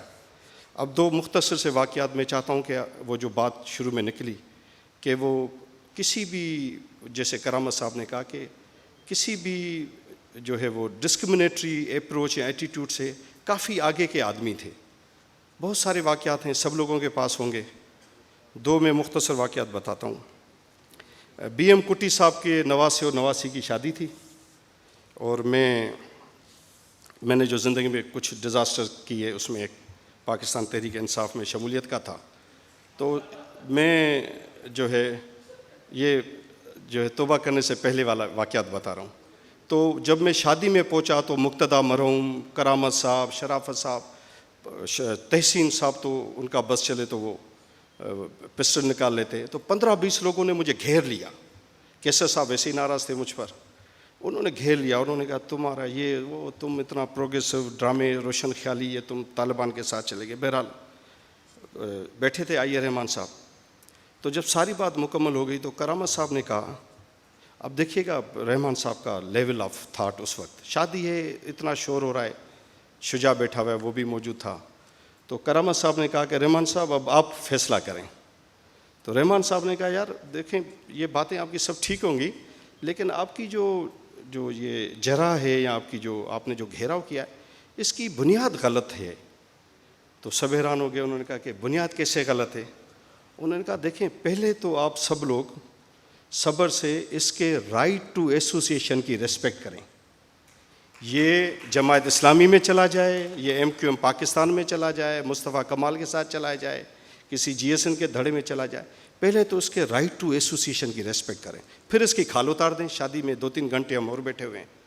تو اس ظاہر وہ وہاں سارے دوست تھے. پھر اس کے بعد کافی جگہوں پر ملے.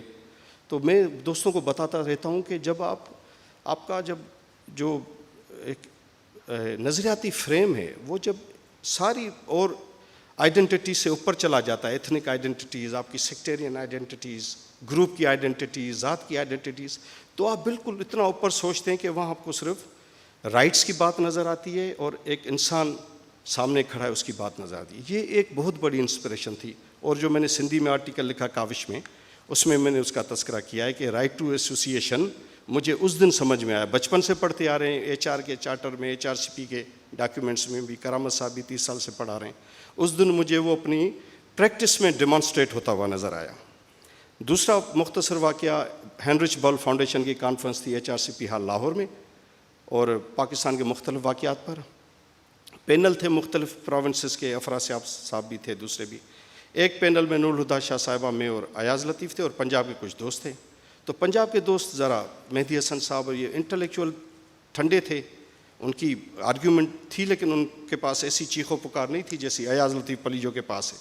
جب بات چیت ختم ہوئی، کرامت صاحب بھی تھے، تو ایک سب دوست ہی بیٹھے تھے، تو ایک نے آواز دی کہ سر آپ نے پنجاب کے اسپیکر کمزور رکھے ہیں. آپ نے دیکھے سندھ سے ایاز لطیف بلایا ہے، نور الہدیٰ شاہ بلائی ہے، آپ نے پنجاب کے اسپیکر جان بوجھ کر لگتا ہے کمزور بلائیں، اور جو ہے نا یہ ہمارا کیس پیش نہیں ہوا. تو انتہائی ایبرپٹلی، اسپانٹینیسلی آئی رحمان صاحب نے جیسی ان کی بات ختم ہوئی تو رحمان صاحب نے بیٹھتے ہوئے کہا بیٹھ جاؤ، حاکموں کا بھی کیس ہوتا ہے کیا، بیٹھ جاؤ، ہوتا ہی محکوموں کا کیس ہے. تو یہ دیکھیں کتنا اسپانس، حالانکہ ہمیں پتہ ہے کہ وہاں پر بھی محکوموں کی ایک کثیر تعداد رہتی ہے، پنجاب میں بھی اس طرح کے ان کے رویے تھے. ایک جو میری بنیادی انسپریشن تھی، تھر بھی جاتے تھے ان کے ساتھ. کافی میں نے زندگی میں، میرے یہاں استاد بیٹھے ہیں، اعجاز قریشی صاحب کو میں دیکھ رہا ہوں سامنے بیٹھے ہیں، جن لوگوں سے کو لگتے پڑھتے دیکھ کر ہم لوگوں نے سیکھا. کچھ ہم نے دوست دیکھیں انتہائی ذہین ہیں، انتہائی قابل ہیں، لیکن وہ اپنی جنریشن میں پھنس جاتے ہیں، آگے نہیں بڑھ پاتے. بعض لوگ ایسے، ہم نے ابراہیم جویو صاحب کو دیکھا، اپنی عمر کے 90 سال کے آدمی سے بھی اسی لیول کی گفتگو، اگر کالج اور یونیورسٹی کے بچے آ رہے ہیں تو ان کے ساتھ بھی اس طرح گھل مل جاتے تھے کہ لگتا نہیں تھا کہ کوئی 50-60 سال کا گیپ ہے. تو یہ جو جنریشن گیپ ہے، یہ بھی 2-3 لوگوں میں مجھے بڑا کلیئرلی نظر آتا تھا کہ انہوں نے کمال سے اوور کم کیا ہے. تھر میں جاتے تھے، چھوٹے چھوٹے بچوں سے، نوجوانوں سے مٹھی چلتے تھے، کوئی فیکٹ فائنڈنگ ہوتی تھی تو اس طرح گھل مل جاتے تھے کہ ان کو وہ عمر کے آخری حصے تک، میں دعوے سے کہہ سکتا ہوں کہ 6 جنریشنز کہہ سکتی ہیں کہ وہ ہمارا دوست تھا. کرامت صاحب کہیں گے میرا دوست تھا، رشید صاحب کہیں گے، ماجدہ صاحبہ کہیں گی مجھے زیادہ میں جانتا تھا، سائیں توصیف صاحب بیٹھے وہ ہو سکتا ہے کہیں کہ نہیں مجھے زیادہ پتہ تھا، میں کہوں گا. تو یہ بھی ایک بڑی صلاحیت ہے، یہ کوئی گاڈ گفٹڈ صلاحیت ہے کہ آدمی ہر جنریشن کے ساتھ اس کی ٹیمپرامنٹ کے ساتھ اپنے آپ کو اکوموڈیٹ کرے. یہ بھی ایک بڑی انسپریشن. اب آخری بات، چونکہ ٹائم مختصر ہے، جب کتاب ساری ایک جگہ جمع ہوئی تو میں نے سوچا کہ میں جعفر صاحب کو کال کروں اور کہوں کہ سر اس کتاب کا نام ہم نوشتہ دیوار رکھیں. اور اس کی بنیادی وجہ یہ تھی کہ جب سارے آرٹیکلز میں نے ظفر صاحب پڑھے، پھر ان کو چیک کیا، تو مجھے کتاب میں ایک سیلف چیک لسٹ بھی نظر آئی اور سیلف اکاؤنٹیبلٹی لسٹ بھی نظر آئی. وہ اس طرح نظر آئی کہ میں پڑھتا گیا اور دیکھتا گیا کہ جن 4-5 بنیادی معاملات پر رحمان صاحب ساری عمر بولتے رہے، لکھتے رہے، عمل بھی کرتے رہے، ان 4-5 چیزوں پر ہماری آواز کمزور ہوتی جا رہی ہے. سب سے پہلے اس میں ایک ایڈمرل جو ہے وہ انڈین ہمارے دوست ہیں، کرامت صاحب والے، مجھے ملاتے رہے ڈھاکہ میں اور دلی میں، تو ان کا ایک انٹرویو ہے، تو میں نے وہ پڑھا. مجھے لگا کہ جو پاک انڈیا پیس پروسیس ہے، یا پاک انڈیا چونکہ دونوں یہاں پاورز ہیں نیوکلیئر، اس بہانے ساؤتھ ایشیا کو ایک ریجن بنانے کے، ایک فرینڈلی ریجن بنانے کے، اور جو بیچ میں ایک تصور چلا تھا کہ جی یورپین یونین کی طرز پر کوئی سیٹنگ بنائیں، کوئی یورپین پارلیمنٹ کی طرح کوئی ساؤتھ ایشین پارلیمنٹ بنائیں، پیپل ٹو پیپل کانٹیکٹ بڑھے، ویزا رجیم ایزی ہو. تو میں نے دیکھا کہ وہ ان میں آرٹیکلز پڑھنے کے بعد پتہ چلا کہ وہ ڈبیٹ اب کافی سالوں سے بالکل ختم ہوتی جا رہی ہے، بہت کم بات ہو رہی ہے. آج کل بھی جو افغانستان کے معاملات پر ڈسکشن ہے، جیسے ظفر صاحب نے کہا کہ وہاں آپ کو عقل سے زیادہ جوش کی ضرورت ہے تو آپ کی ریٹنگ ہوگی. تو عقل کی بات نہیں ہے کہ پاک انڈیا پیس پروسیس کہاں جائے گا آخر، اور ہم ہمسائے تبدیل کر نہیں سکتے، مشہور مقولہ ہے. ایک یہ بات مجھے بڑی کمی محسوس ہوئی رشید صاحب کہ اس بات کو اب کون آگے بڑھائے گا. دوسری بات، پاکستان میں جمہوریت کا مزید چلنا. 2000 ہم زیادہ آگے نہیں جاتے، 2002 سے آپ 2018 تک آ جائیں. 2002، 4، 7، پھر 13، 18، 6 الیکشنیں ہوئی ہیں. کامن سینس یہ کہتا ہے کہ مستقل الیکشنیں، یعنی کہ مستقل ڈیموکریٹائزیشن آف سوسائٹی، لیکن یہ کیا ہے یہاں الٹا ہے کہ مستقل الیکشن ہے اور مستقل سوسائٹی ڈیپولیٹیسائز ہو رہی ہے. کون ہے اس کے پیچھے؟ یہ کون سی مخلوق ہے جو الیکشن تو کروا رہی ہے لیکن سوسائٹی کو ڈیپولیٹیسائز کرتی جا رہی ہے؟ یہ دوسرا بنیادی سوال ہے جو اس کتاب میں جو آرٹیکلز ہیں وہ اس میں بولا بھی گیا ہے اور رحمان صاحب سے شکوہ بھی کیا گیا ہے کہ اس ڈبیٹ کو کون آگے لے کر جائے گا. تیسری اہم بات، اور جب میں نے کچھ دن پہلے توصیف صاحب کی کتاب راشد رحمان صاحب پر دیکھی تو مجھے اتنی خوشی ہوئی، تو مجھے یاد آیا کہ جو تیسری بڑی اہم ڈبیٹ ہے کہ بلیسفیمی پر تو بالکل دو رائے ہیں ہی نہیں اس ملک میں، لیکن بلیسفیمی لا کی جو ایکسپلائٹیشن ہے اس پر جو پوری ایک ڈسکورس تھا وہ کہاں چلا گیا؟ لوگ ڈر گئے ہیں، سیاسی پارٹیاں ڈر گئی ہیں، لیجسلیٹرز ڈر گئے ہیں. عمران خان عورتوں پر بات کرتا ہے تو مریم نواز بلاول فوراً جمپ ان کرتے ہیں، لیکن جب وہ کہتا ہے کہ اسامہ شہید ہے یا نہیں ہے تو دونوں چپ کر جاتے ہیں، کیونکہ پھر آگے الیکشنز آنے، پاور پالیٹکس کے اپنے کمپرومائزز ہیں، تو اس ڈبیٹ کو کون آگے لے جائے گا؟ اور جو چوتھا سب سے بڑا اہم معاملہ، یہ جو مسنگ پرسنس کا معاملہ ہے، اس میں کافی آرٹیکلز ہیں. تو رشید صاحب یہ بڑے 4 بنیادی نقطے ہیں جو اس کتاب میں نے جب کمپائل کی تو میں نے ایز این ایکٹیوسٹ دیکھا کہ یہ چاروں ڈبیٹس جن پر ہم سب لوگوں نے اپنے اپنے فکری، شعوری، نظریاتی جو بھی ہماری ہے اسٹینڈنگ، ان چاروں چیزوں پر ہم نے بڑا فرم اسٹینڈ لیا ہے. وہ چاروں چیزیں اب بالکل نیچے ہوتی جا رہی ہیں. تو یہ ڈبیٹ اب اسٹارٹ ہوگی، ری ایمرج ہوگی. کون لوگ اس کو آگے بڑھائیں گے؟ ہم کیا تھک گئے ہیں یا ہم ڈر گئے ہیں؟ تو یہ میرے خیال میں جو میں آخر میں کہوں کہ جو باٹم لائن ہے میری اس بات کی کہ یہ کتاب اور اس پر چھپی رحمان صاحب کی تصویر یہ ہم سے تقاضا کر رہی ہے کہ اب آپ لوگ کس طرح ان چاروں چیزوں کو آگے بڑھائیں گے. Thank you very much.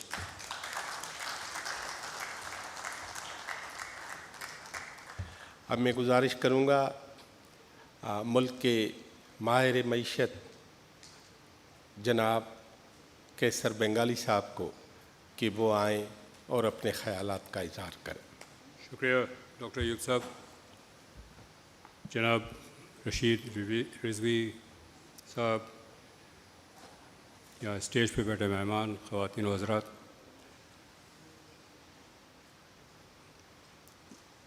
یہ موقع پہ بولنا جب کوئی گزر گیا ہے کوئی خوشی کا موقع نہیں ہوتا، خاص طور پہ جب بے شمار سینکڑوں ایسے موقع گزرے ہیں جس میں رحمان صاحب اور ہم ساتھ تھے، یا تو بول رہے تھے یا سن رہے تھے یا کوئی ڈسکشن میں شامل تھے. صرف ایک آدھ جگہ نہیں، دنیا میں اور بھی، نیپال، سری لنکا، پاکستان میں بہت ساری جگہ بہت واسطہ رہا ان کے ساتھ، اور یہ محسوس نہیں ہوتا ہے کہ وہ چلے گئے ہیں، اور اگر چلے گئے تو بہت ایک گیپ نظر آتا ہے. چیمپئن تو تھے ہی ہیومن رائٹس کے، اور سب اس کا ذکر کرتے ہیں کتاب میں بہت واضح طور پہ. ان کی جو بنیادی جو باتیں تھیں وہ کی گئی ہے، اور جو آرٹیکلز سلیکٹ کیے گئے ہیں لوگوں کے وہ بھی بہت اچھی چوائس ہے، اور وہ مختلف جو پہلو رحمان صاحب کے لوگوں نے ابھارے ہیں وہ ان کو پیش کیا گیا ہے. تو مبارکباد دینا چاہتا ہوں ذوالفقار کو کہ وہ انہوں نے یہ کیا ہے. یہ پہلی ان کے ایسی کتاب نہیں ہے، میرا خیال ہے ان کا ذوالفقار کا بہت ایک کردار ہے. لوگوں جو ہمارے آئیکونز ہیں، جو ہمارے عوام کے ہیروز ہیں، ان کی لائف کو ایک جگہ جمع کرنا، ان کی باتوں کو، ان کے خیالات کو. اور اس سے پہلے آسما پہ بھی انہوں نے ایک کتاب اس طرح مرتب کی ہے اور بھی کی ہے. یہ ایک بہت اچھا ایک کردار ادا کر رہے ہیں. خاص طور پہ جو آنے والی جنریشن ہے جن کو پتہ نہیں ہوگا کہ کون اس ملک میں کس قسم کی جد و جہد کر کے قربانیاں دے کے گزرے ہیں، تو وہ ذوالفقار حالی فوٹو سے ریکارڈ کرتے ہیں، ایک جگہ جمع کرتے ہیں. رحمان صاحب کی 2-3 باتیں میں سمجھتا ہوں، میں جو ان کو دیکھتا تھا وہ بہت نمایاں ہے. ایک تو یہ ہے کہ ان کے جو اصول کی جو ایک لکیر تھی، جہاں کھڑے تھے पिछले 40 साल में मैंने देखा वहीं खड़े थे। उसूल के हवाले से कोई इधर हेरा फेरी नहीं थी। हालात बदलते गए, वक्ती तौर पे हम सब इंसान हैं, हम कुछ चीज़ें समझते हैं कि आज के हालात में शायद सही हो रहा है। मतलब जब जनरल मुशर्रफ ने टेक ओवर किया था, हमारे बहुत सारे साथी थे जो राइट्स के लिए हमारे साथ लड़ते थे, उस वक्त कहने लगे कि ये ठीक है। फिर बाद में तो आ गए रास्ते में, लेकिन उस वक्त समझे कि ये चूँकि नवाज़ शरीफ शरीयत ला रहा था, 15th अमेंडमेंट ला रहा था, तो उनको रोकने के लिए ये सही था। तो लेकिन इस तरह की चीज़ें आती हैं, हम सब इधर उधर हो जाते हैं वक्ती तौर पे, लेकिन रहमान साहब की जो प्रिंसिपल्स की कंसिस्टेंसी थी और क्लैरिटी थी, मतलब जो बात अभी जुल्फ़िकार ने बताई कि राइट टू एसोसिएशन आप जो है वो उसका रिस्पेक्ट करें, मतलब वो ये शो करता है कि उनकी प्रिंसिपल्स, उनके उसूलों का जो सारा स्ट्रक्चर था उसमें बड़ी क्लैरिटी थी उनको, एंड वो क्लैरिटी की वजह से वो कंसिस्टेंट भी रहे थ्रू आउट।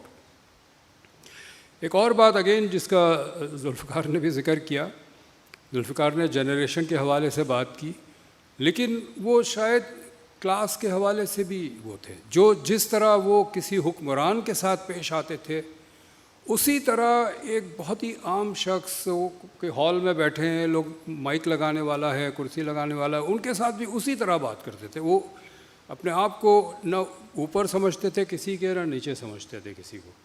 वो उनकी जो एक टर्म्स ऑफ इंगेजमेंट थी एक अपने और दूसरे शख्स के साथ, वो बिल्कुल बराबर थी। उनके लिए ना कोई बड़ा था ना छोटा था, सब बराबर थे, हर इंसान बराबर था। और ये बहुत ज़बरदस्त क्वालिटी होती है कि आप सबको यकसा समझे, किसी को ऊपर या नीचे ना समझे।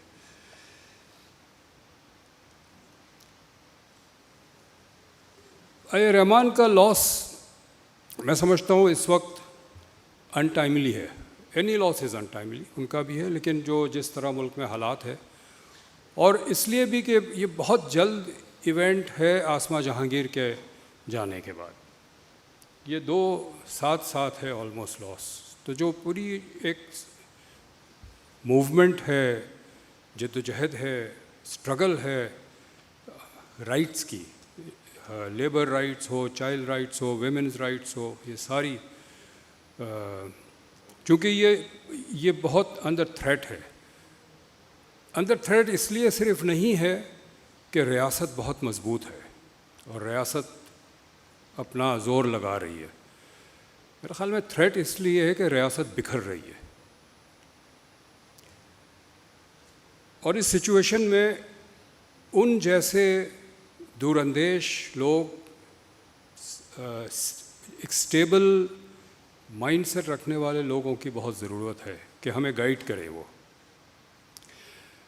इकोनॉमिक मेल्टडाउन तो हो चुका है, मुल्क की मईशत बैंकरप्ट हो चुकी है, ये अब इसका बहस नहीं है कि कहाँ जा रहे हैं। जब आप कर्ज़ा वापस नहीं कर सकते हैं, it is defined as bankruptcy.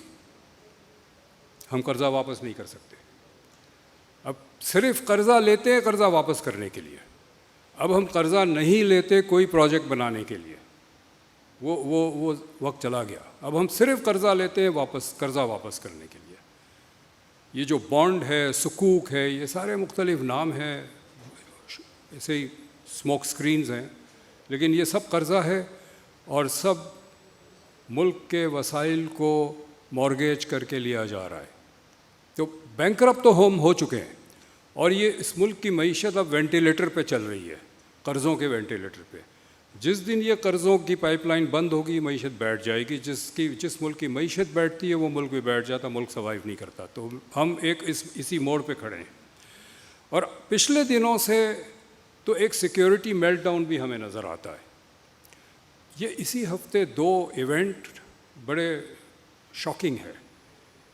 एक तो जो चाइनीज़ का मर्डर है, वो जो गिर गया, 13 लोग जो हैं इसमें पाकिस्तानी भी थे, और वो उसने पाकिस्तान की जो सिक्योरिटी के खंबे हैं उसको हिला दिया होगा, यकीनन हिलाया होगा। چونکہ چائنا جیسا دوست اگر ایک سخت اتنا اسٹیٹمنٹ دے پاکستان کی سیکیورٹی سچویشن پہ، لیک آف کانفیڈنس شو کریں، یہ ریاست کے لیے بہت بڑا دھچکا ہے۔ دوسرا جو آج کل یا پرسوں ہوا ہے، جو افغان ایمبیسڈر کی بیٹی کے ساتھ ہوا ہے، اس کا مطلب یہ ہے کہ یہ ریاست ہماری تو سیکیورٹی بہت پہلے ہم طے کر چکے ہیں کہ وہ نہیں ہمیں سیکیورٹی دے سکتے۔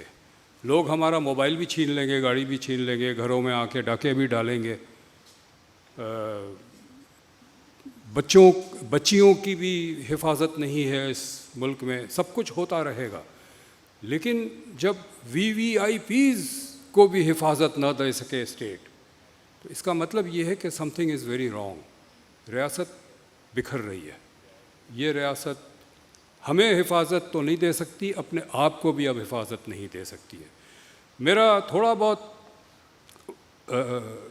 یہ کہنا بڑا ایک مذاق بن گیا ہے، ہسٹری سے مجھے بھی تعلق ہے، جو میں یہ کبھی دعویٰ نہیں کروں گا کہ مجھے دوسروں سے زیادہ پتہ ہے، لیکن آٹومن ہسٹری تھوڑی بہت پڑھی ہے، اور جو آخری 10-20 سال تھے آٹومن امپائر کے، وہاں جو چیزیں ہو رہی ہے مجھے ویسے ہی یہاں نظر آ رہا ہے ہوتے ہوئے۔ جب فورن ایجنسیز یا فورن گورنمنٹس آپ کی ڈومیسٹک پالیسی میں مداخلت کریں اور کہیں آپ نے یہ کرنا ہے اور ہم کریں، یہ وہی چیز ہے جو اس وقت ہوتی تھی۔ عثمانیہ حکومت اتنی کمزور تھی کہ ڈومیسٹک افیئرز میں بھی برٹش اور فرینچ گورنمنٹس کی مداخلت تھی، اور آج ہم یہ دیکھ رہے ہیں مداخلت ہے۔ 1993 سے مستقل اسٹیٹ بینک کے گورنر غیر ملکی اداروں کے نمائندے آتے رہے ہیں 1993 سے، اور اب بہت زیادہ ہے۔ اب سعودی عرب کہتا ہے کہ ہمارا وزیر اعظم ملیشیا نہیں جائے گا ایک میٹنگ کے لیے، اور ہم نہیں جاتے ہیں۔ لیکن یہ اوپر کی سطح پہ ہوتا رہا ہے، لیکن پچھلے 1 مہینے میں جو چیز ہو رہی ہے، اور کوئی ہفتہ ایسے نہیں جاتا جب بلوچستان میں سیکیورٹی فورسز پہ اٹیک نہیں ہوتا ہے اور سیریس اٹیکس نہیں ہوتا۔ وہاں بھی ایک انریولنگ آف دا اسٹیٹ نظر آتا ہے کہ اسٹیٹ اس کو مینیج نہیں کر پا رہی ہے۔ بات یہ ہے کہ جب آپ صرف ڈنڈے سے ریاست چلائیں گے تو آپ مینیج نہیں کر سکتے، آپ کو لوگوں کو جوڑ کے رکھنا ہے۔ ہمیں یہاں پر آیا ہے گلگت بلتستان میں بھی یہ نظر آ رہا ہے، انسرجنسیز کے آثار نظر آتے ہیں، تو خیبر پختونخوا میں بھی ہے، بلوچستان میں تو ہے ہی، اور اگر اسلام آباد میں بھی ہونے لگے تو میں سمجھتا ہوں کہ ہمیں تیار رہنا چاہیے کہ آنے والے دن بہت خطرناک ہوں گے، ہم بحیثیت عوام کے لیے بھی اور اس ریاست کے لیے بھی۔ اور اسی لیے میرے خیال میں عائیہ رحمان جیسے اور آسما جیسے لوگوں کی رہنمائی بہت زیادہ محسوس ہوتی ہے کہ یہ اب ہمارے پاس نہیں ہوگی۔ شکریہ۔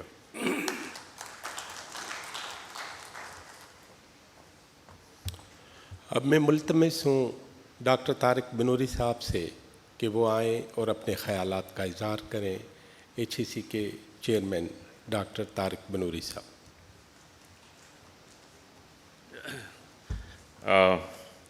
بہت بہت شکریہ، آپ نے مجھے بلایا یہاں پہ۔ عائیہ رحمان صاحب آپ کے بھی استاد تھے، ہمارے بھی استاد تھے، اور جو خدمت انہوں نے اس ملک کی ہے وہ ایک بہت فنڈامنٹل خدمت ہے کہ ہمارے ملک میں ایک ڈیسنسی، ایک spirit of consideration, spirit of tolerance, اس کے وہ ایمبلم تھے، اور کنسسٹنٹلی، جیسے کہ پہلے لوگوں نے کہا، کنسسٹنٹلی اس چیز پہ قائم تھے۔ میرا تو ان سے تعلق جتنا آپ لوگوں کا ہے تقریباً 30-40 سال سے تعلق رہا ہے۔ جب بھی ان سے ملاقات ہوتی تھی ہم ان سے کچھ نہ کچھ سیکھتے تھے۔ باقی سب لوگوں نے بات کر لی ہے، میں صرف ایک چیز آپ سے کہنا چاہتا ہوں۔ وہ یہ ہے کہ اسٹیٹ کے پاس بہت زیادہ پاورز ہوتی ہیں، ہر ریاست کے پاس پاورز ہوتی ہیں، پیسے ان کے پاس ہوتے ہیں، پولیس ہوتی ہے ان کے پاس، رولز اینڈ ریگولیشنز ہوتے ہیں، لیکن اچھی اسٹیٹ وہ ہے جو کہ ان پاورز پہ ریسٹرینٹ کرتی ہے، وہ مس یوز نہیں کرتی. اور یہ چیز رحمان صاحب جو ہیں کنسسٹنٹلی ہمیں سکھاتے تھے کہ اچھی اسٹیٹ وہ ہوتی ہے جو کہ ریسٹرینٹ کو استعمال کرتی ہے. جب آپ مس یوز کرتے ہیں کوئی پاورز تو وہ پاورز آپ سے چھین لی جاتی ہیں. تو یہ جو چیز قیصر صاحب نے بتائی ہمیں کہ جی یہ سارا کولیپس آیا ہے، یہ کولیپس اسی وجہ سے آیا ہے کہ جو اسٹیٹ کو ہے اس کو اپنی لمٹس کا اندازہ نہیں ہے. یہ لمٹس کا اندازہ بہت ضروری ہے. میں اس سے مزید کچھ نہیں کہوں گا. لاسٹ منٹ پہ مجھے بلایا ہے اور میں اتفاق سے یہاں پہ کراچی میں تھا تو میں نے کہا کہ میں ان کے سلام کے لیے حاضر ہو جاؤں. بس ایک نقطہ آپ سے شیئر کرتا ہوں. ایک بہت بڑے فلاسفر تھے جیمس کارس. ان کا ایک فقرہ مجھے ابھی تک یاد ہے.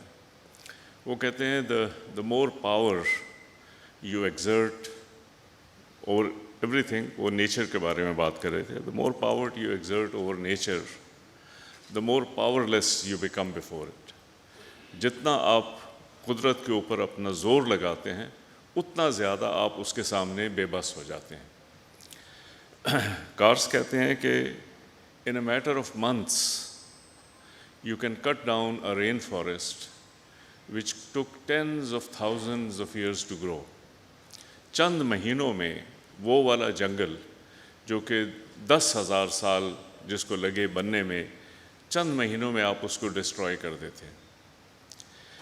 But you are powerless against the desert that takes its place. لیکن اس کی جگہ جو صحرا آ جاتا ہے اس کے سامنے آپ بے بس. آپ نے جنگل کے اوپر اپنے زور کا اظہار کیا، جنگل کی جگہ صحرا آ گیا، صحرا کے سامنے آپ بے بس ہیں. آپ ذرا سوچیں اس بات پہ. ہمارے ساتھ کشمیر ہے. کشمیر کے لوگ دنیا کے سب سے پیسفل لوگ ہوتے تھے، سب سے پیسفل لوگ ہوتے تھے، بہت خوبصورت لوگ ہیں، کسی کو نقصان نہیں پہنچاتے تھے. ان پہ اتنا ظلم ہوا کہ وہ کھڑے ہو گئے. The more power you exert over nature, the more powerless you become before it. فلسطین کے لوگ، آپ جب پڑھتے ہیں کہ جی یہ 1948 میں اسرائیل وہاں پہ آیا، 1948 سے پہلے جب آپ پڑھتے ہیں پیس لونگ لوگ تھے، آرام سے کھیتی باڑی کر رہے تھے، کسی کو نقصان نہیں پہنچاتے تھے. لوگ باہر سے آئے، ان کے سامنے رہنے لگے، ان کو انہوں نے خوش آمدید کہا. ان پہ اتنا ظلم ہوا کہ وہ اب کھڑے ہو گئے. جب آپ لوگوں پہ ظلم کرتے ہیں تو آپ اس نیچر، اس جو ایک سوسائٹی اس کی وہ ہے، اس کو آپ ڈسٹروائے کر دیتے ہیں. تو یہ ایک بہت بڑا فنڈامنٹل سبق ہے کہ ریاست کے پاس پاور ہے، وہ پاور ایگزرٹ کر سکتی ہے. جب وہ ناانصافی کرتی ہے تو وہ جو سوسائٹی کا سٹرکچر ہے، جو نیچر کا سٹرکچر ہے، اس کو ڈسٹروائے کر دیتی ہے، اور جو رزلٹ نکلتا ہے اس کے سامنے وہ بے بس ہو جاتی ہے. ہمارا کام، اور یہ رحمان صاحب نے ہمیں سکھایا، ہمارا کام یہ ہے کہ ہم سوسائٹی کو واپس اس جگہ پہ لائیں جہاں پہ انصاف ہو، جہاں پہ ہیومن رائٹس ہوں، جہاں پہ ٹالرنس ہو، جہاں پہ پیس ہو، جہاں پہ کمٹمنٹ ہے ایک دوسرے کے ساتھ. تبھی ہم اس ڈیسنٹ سوسائٹی کو جنم دیں گے جس میں کہ ہمارے پاس پاور دوبارہ آئے گا. This is the fundamental lesson, and this is a lesson for which we are forever grateful to Rahman Sahab. He was a great man. I miss him greatly. Allah unko jannat mein jagah de. Thank you very much.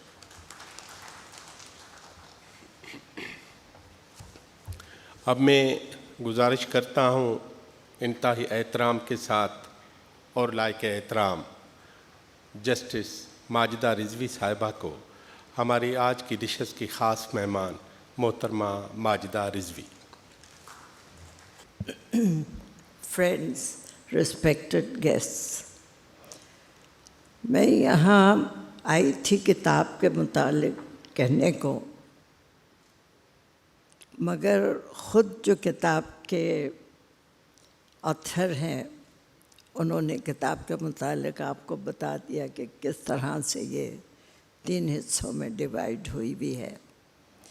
जब मैंने हालिद भुट्टो साहब को कहा कि काश रहमान साहब के articles को जमा करके पब्लिश करता, क्योंकि मैं जो रहमान साहब को जानी थी वो उनके आर्टिकल्स के थ्रू जानी।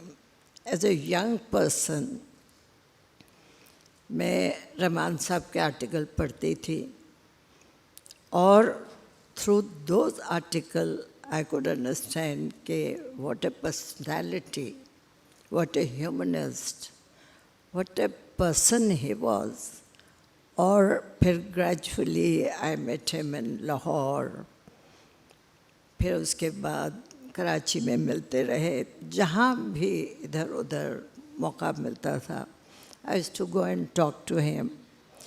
शुरू में मेरा ताल्लुक़ ज़्यादा वुमेंस राइट्स से होता था, और जब भी मैंने बात की हम वुमेन राइट्स के साथ साथ ह्यूमन राइट्स पे आ जाते थे कि हम उसकी बात करें।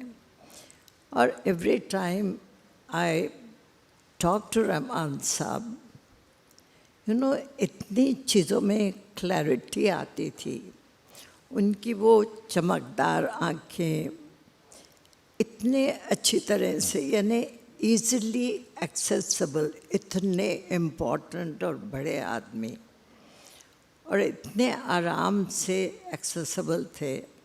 उनके साथ चले गए, जाके बात की, क्या मसले थे हमारे, क्या बात थी, यू नो, इतने आराम से समझाते भी थे। एंड उनके साथ बात करके फिर अंदाज़ा होता था कि ह्यूमन राइट्स क्या है। इसमें जब से लास्ट कोई 6-7 साल से मैं सिंध ह्यूमन राइट्स कमीशन के साथ में जुड़ी और उसको मैंने सेटअप करना शुरू किया, तो मेरी बहुत फ्रीक्वेंट बात होती थी रहमान साहब से, गाइडेंस के लिए, मुख्तलिफ़ चीज़ों के लिए। और हमारी जो एनुअल रिपोर्ट होती थी वो मैं हमेशा रहमान साहब से बताती थी कि मैं आपको भेज रही हूँ और आप देखें इसमें कि क्या चीज़ मिसिंग है या how can it be improved, मुझे एडवाइस करें।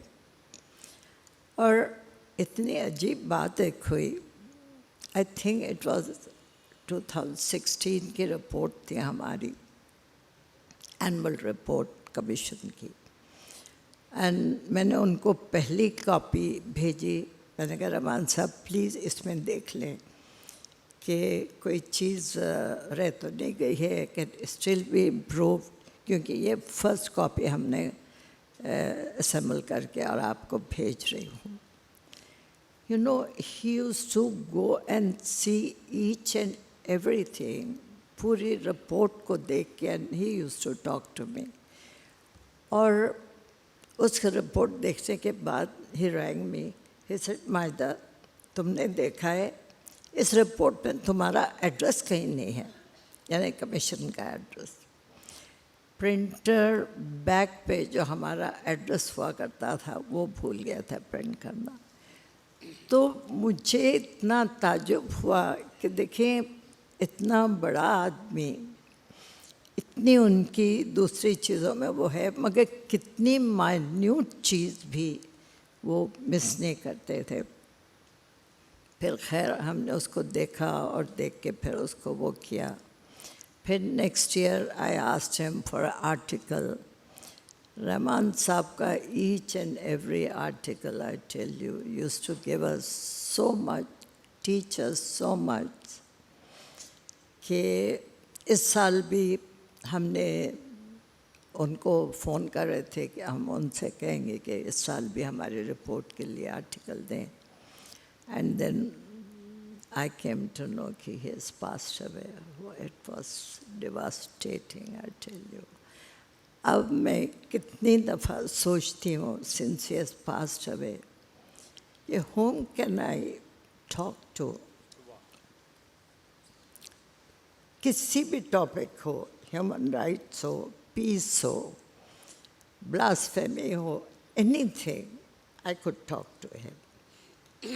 And now I don't find anybody around me to whom I could talk to. God bless him. Thank you.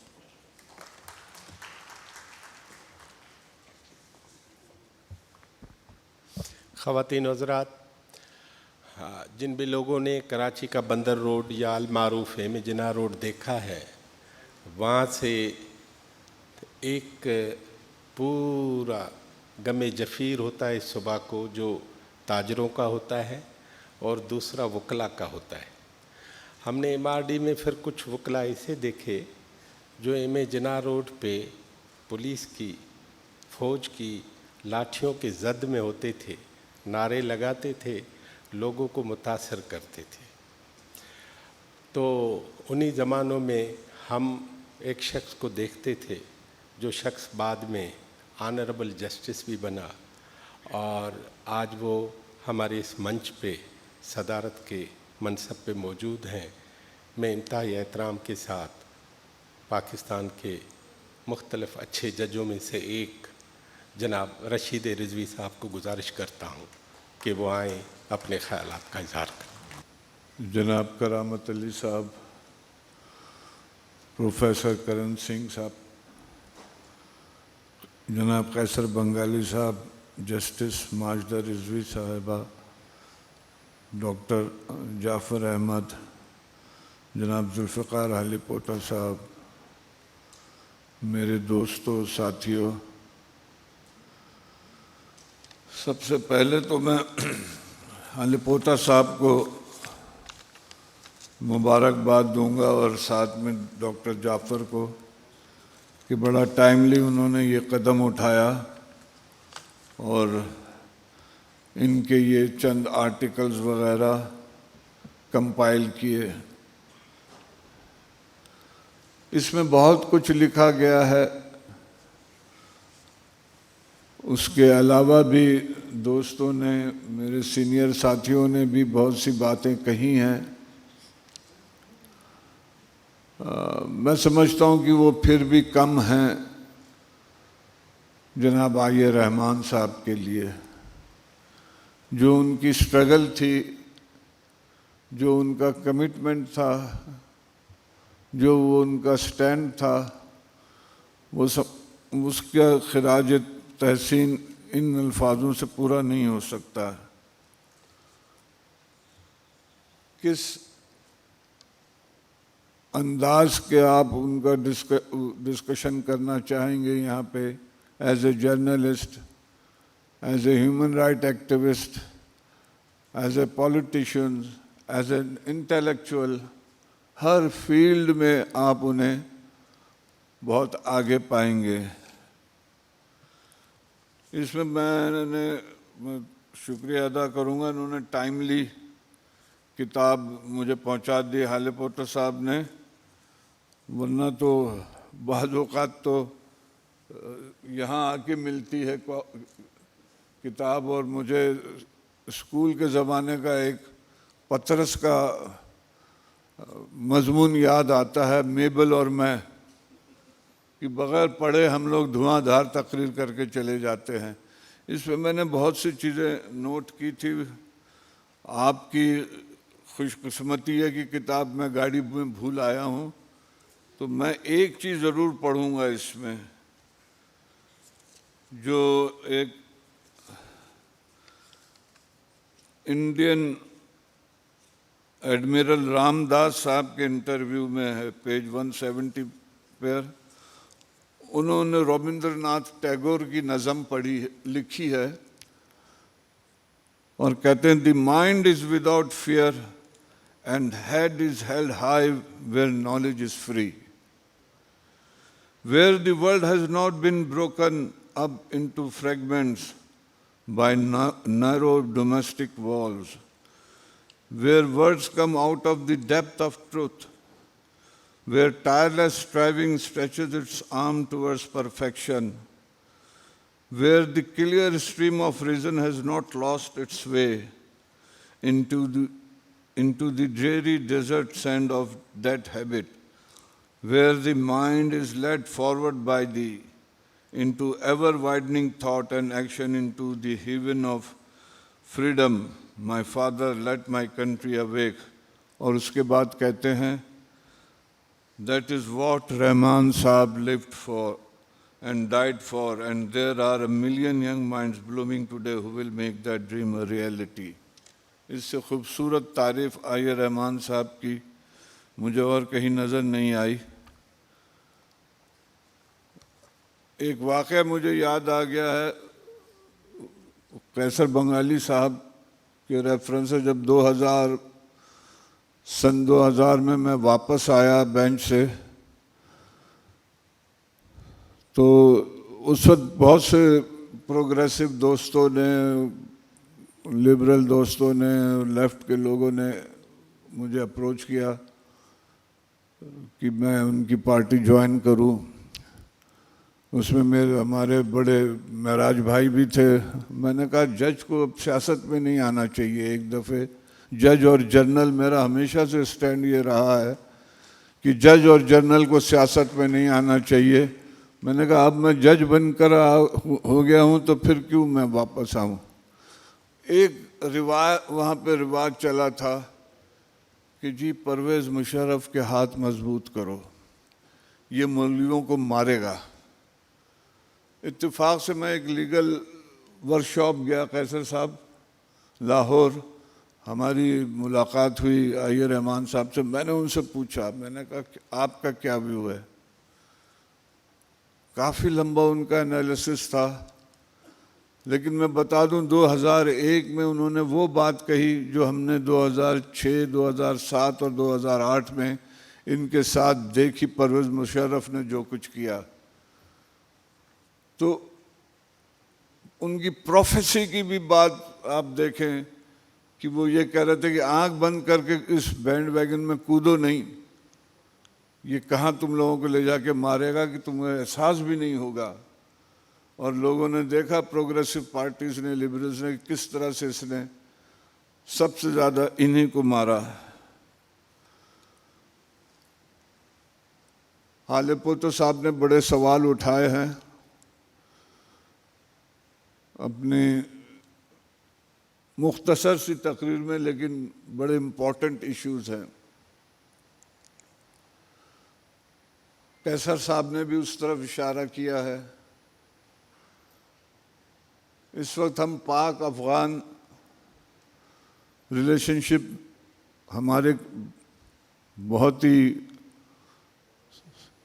سخت اس اسٹیج سے گزر رہے ہیں. انڈیا سے بھی ہمارے تعلقات ہیں، لیکن قسمت کی ستم ظریفی دیکھیں.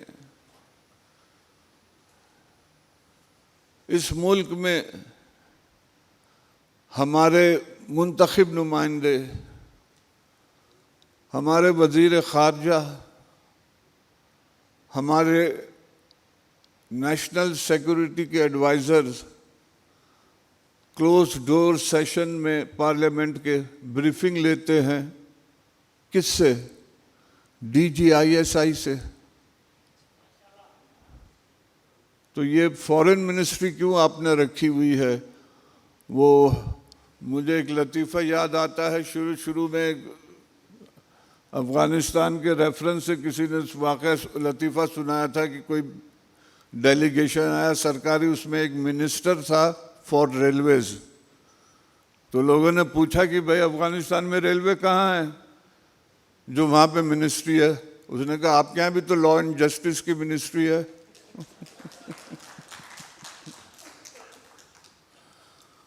تو میں سمجھتا ہوں کہ ختم کریں ان منسٹری کو. ہمیں پڑھاتے ہیں آرٹیکل 242 ہے غالباً کانسٹیٹیوشن کا، Pakistan army shall be under the control and command of federal government. اس کو تھوڑا سا چینج کر دیں ہم کہ federation of Pakistan will be under the control and command of Pakistan army. سچ تو یہی ہے. کیوں ہمیں جھوٹا پڑھاتے اور ہمارے بچوں کو بھی جھوٹ بولنا سکھاتے ہو؟ کہ وہ اس چیز پہ عمل کریں. کہتے ہیں طالبان سے ہمارا کوئی واسطہ نہیں، طالبان آپ کی اولاد ہیں، جائز یا ناجائز جو بھی ہیں، یہ آپ کی اولاد ہیں. رشین ویل ٹرینڈ آرمی دنیا کی قابض ہے افغانستان پر، اور یہاں سے مدرسے کے لوگ اٹھ کے جاتے ہیں اور اس کو بھگا دیتے ہیں، آرمی کو شکست دیتے ہیں. یہ ٹرین طالبان کہاں سے آئے تھے؟ کس نے بنائے تھے یہ؟ اور ان کا جو پہلا چیف تھا، کیا نام تھا اس کا؟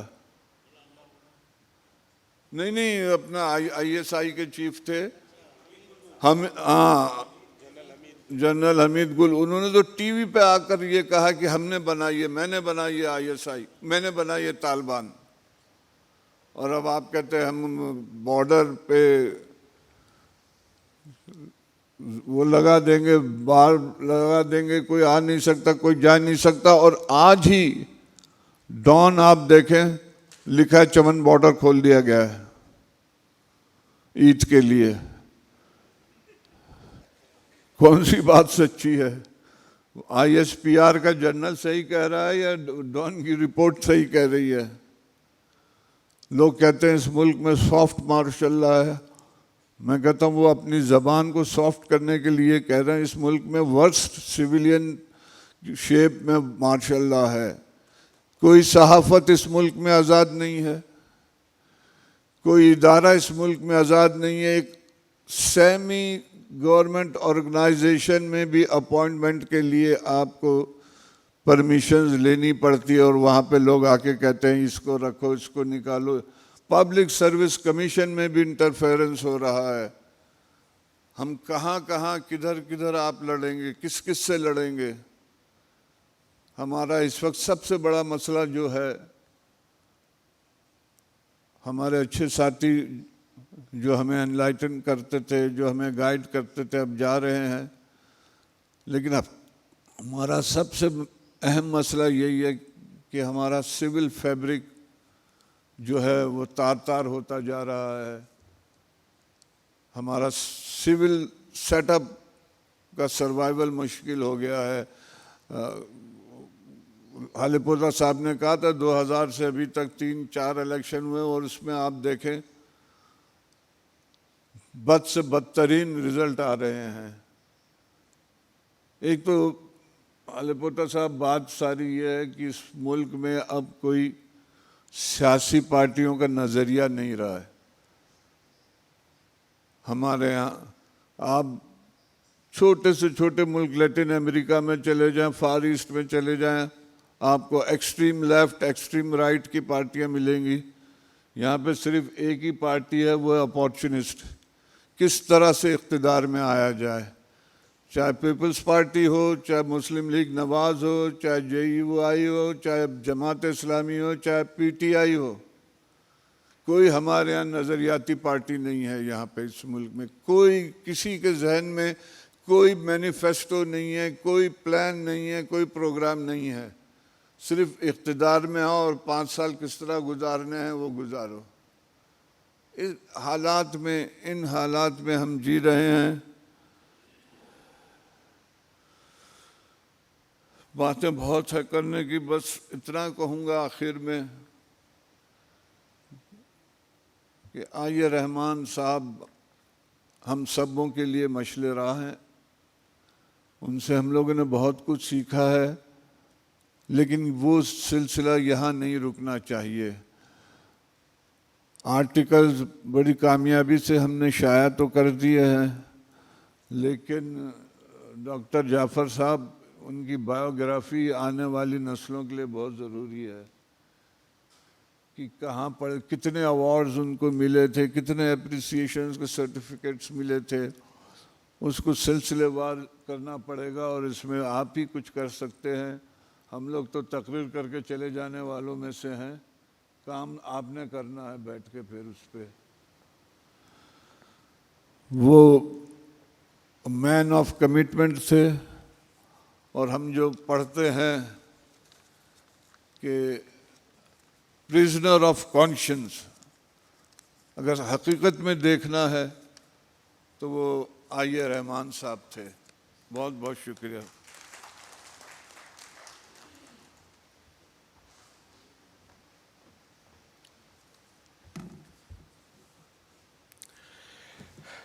اس ایک کچی سی عمر والی کے فلسفے کو کوئی نہ سمجھا.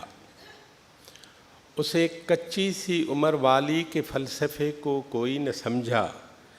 جب اس کے کمرے سے لاش نکلی، خطوط نکلے تو لوگ سمجھے. وہ خواب تھے ہی چنبیلیوں سے تو سب نے کر لی حاکم کی بیعت. پھر ایک چنبیلی کی اوٹ سے جو سانپ نکلے تو پھر لوگ سمجھے.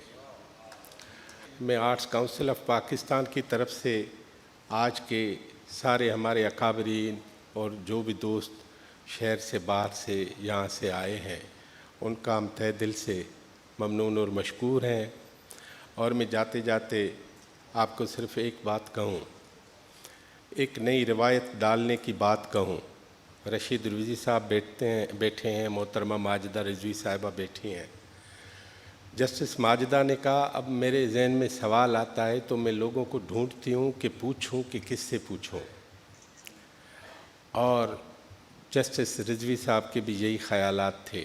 اور جیسے ڈاکٹر طارق بنوری نے کہا کہ جب ہم جنگل کاٹتے ہیں تو صحرا کی بے بسی ہمیں نظر آتی ہے، تو جب ہم جمہوریت کے ساتھ ٹال مٹول کرتے ہیں تو پھر عوام کے ساتھ اندر جو بے بسی رچی بسی ہے اور آگے بڑھتی جا رہی ہے وہ ہمیں نظر آتی ہے.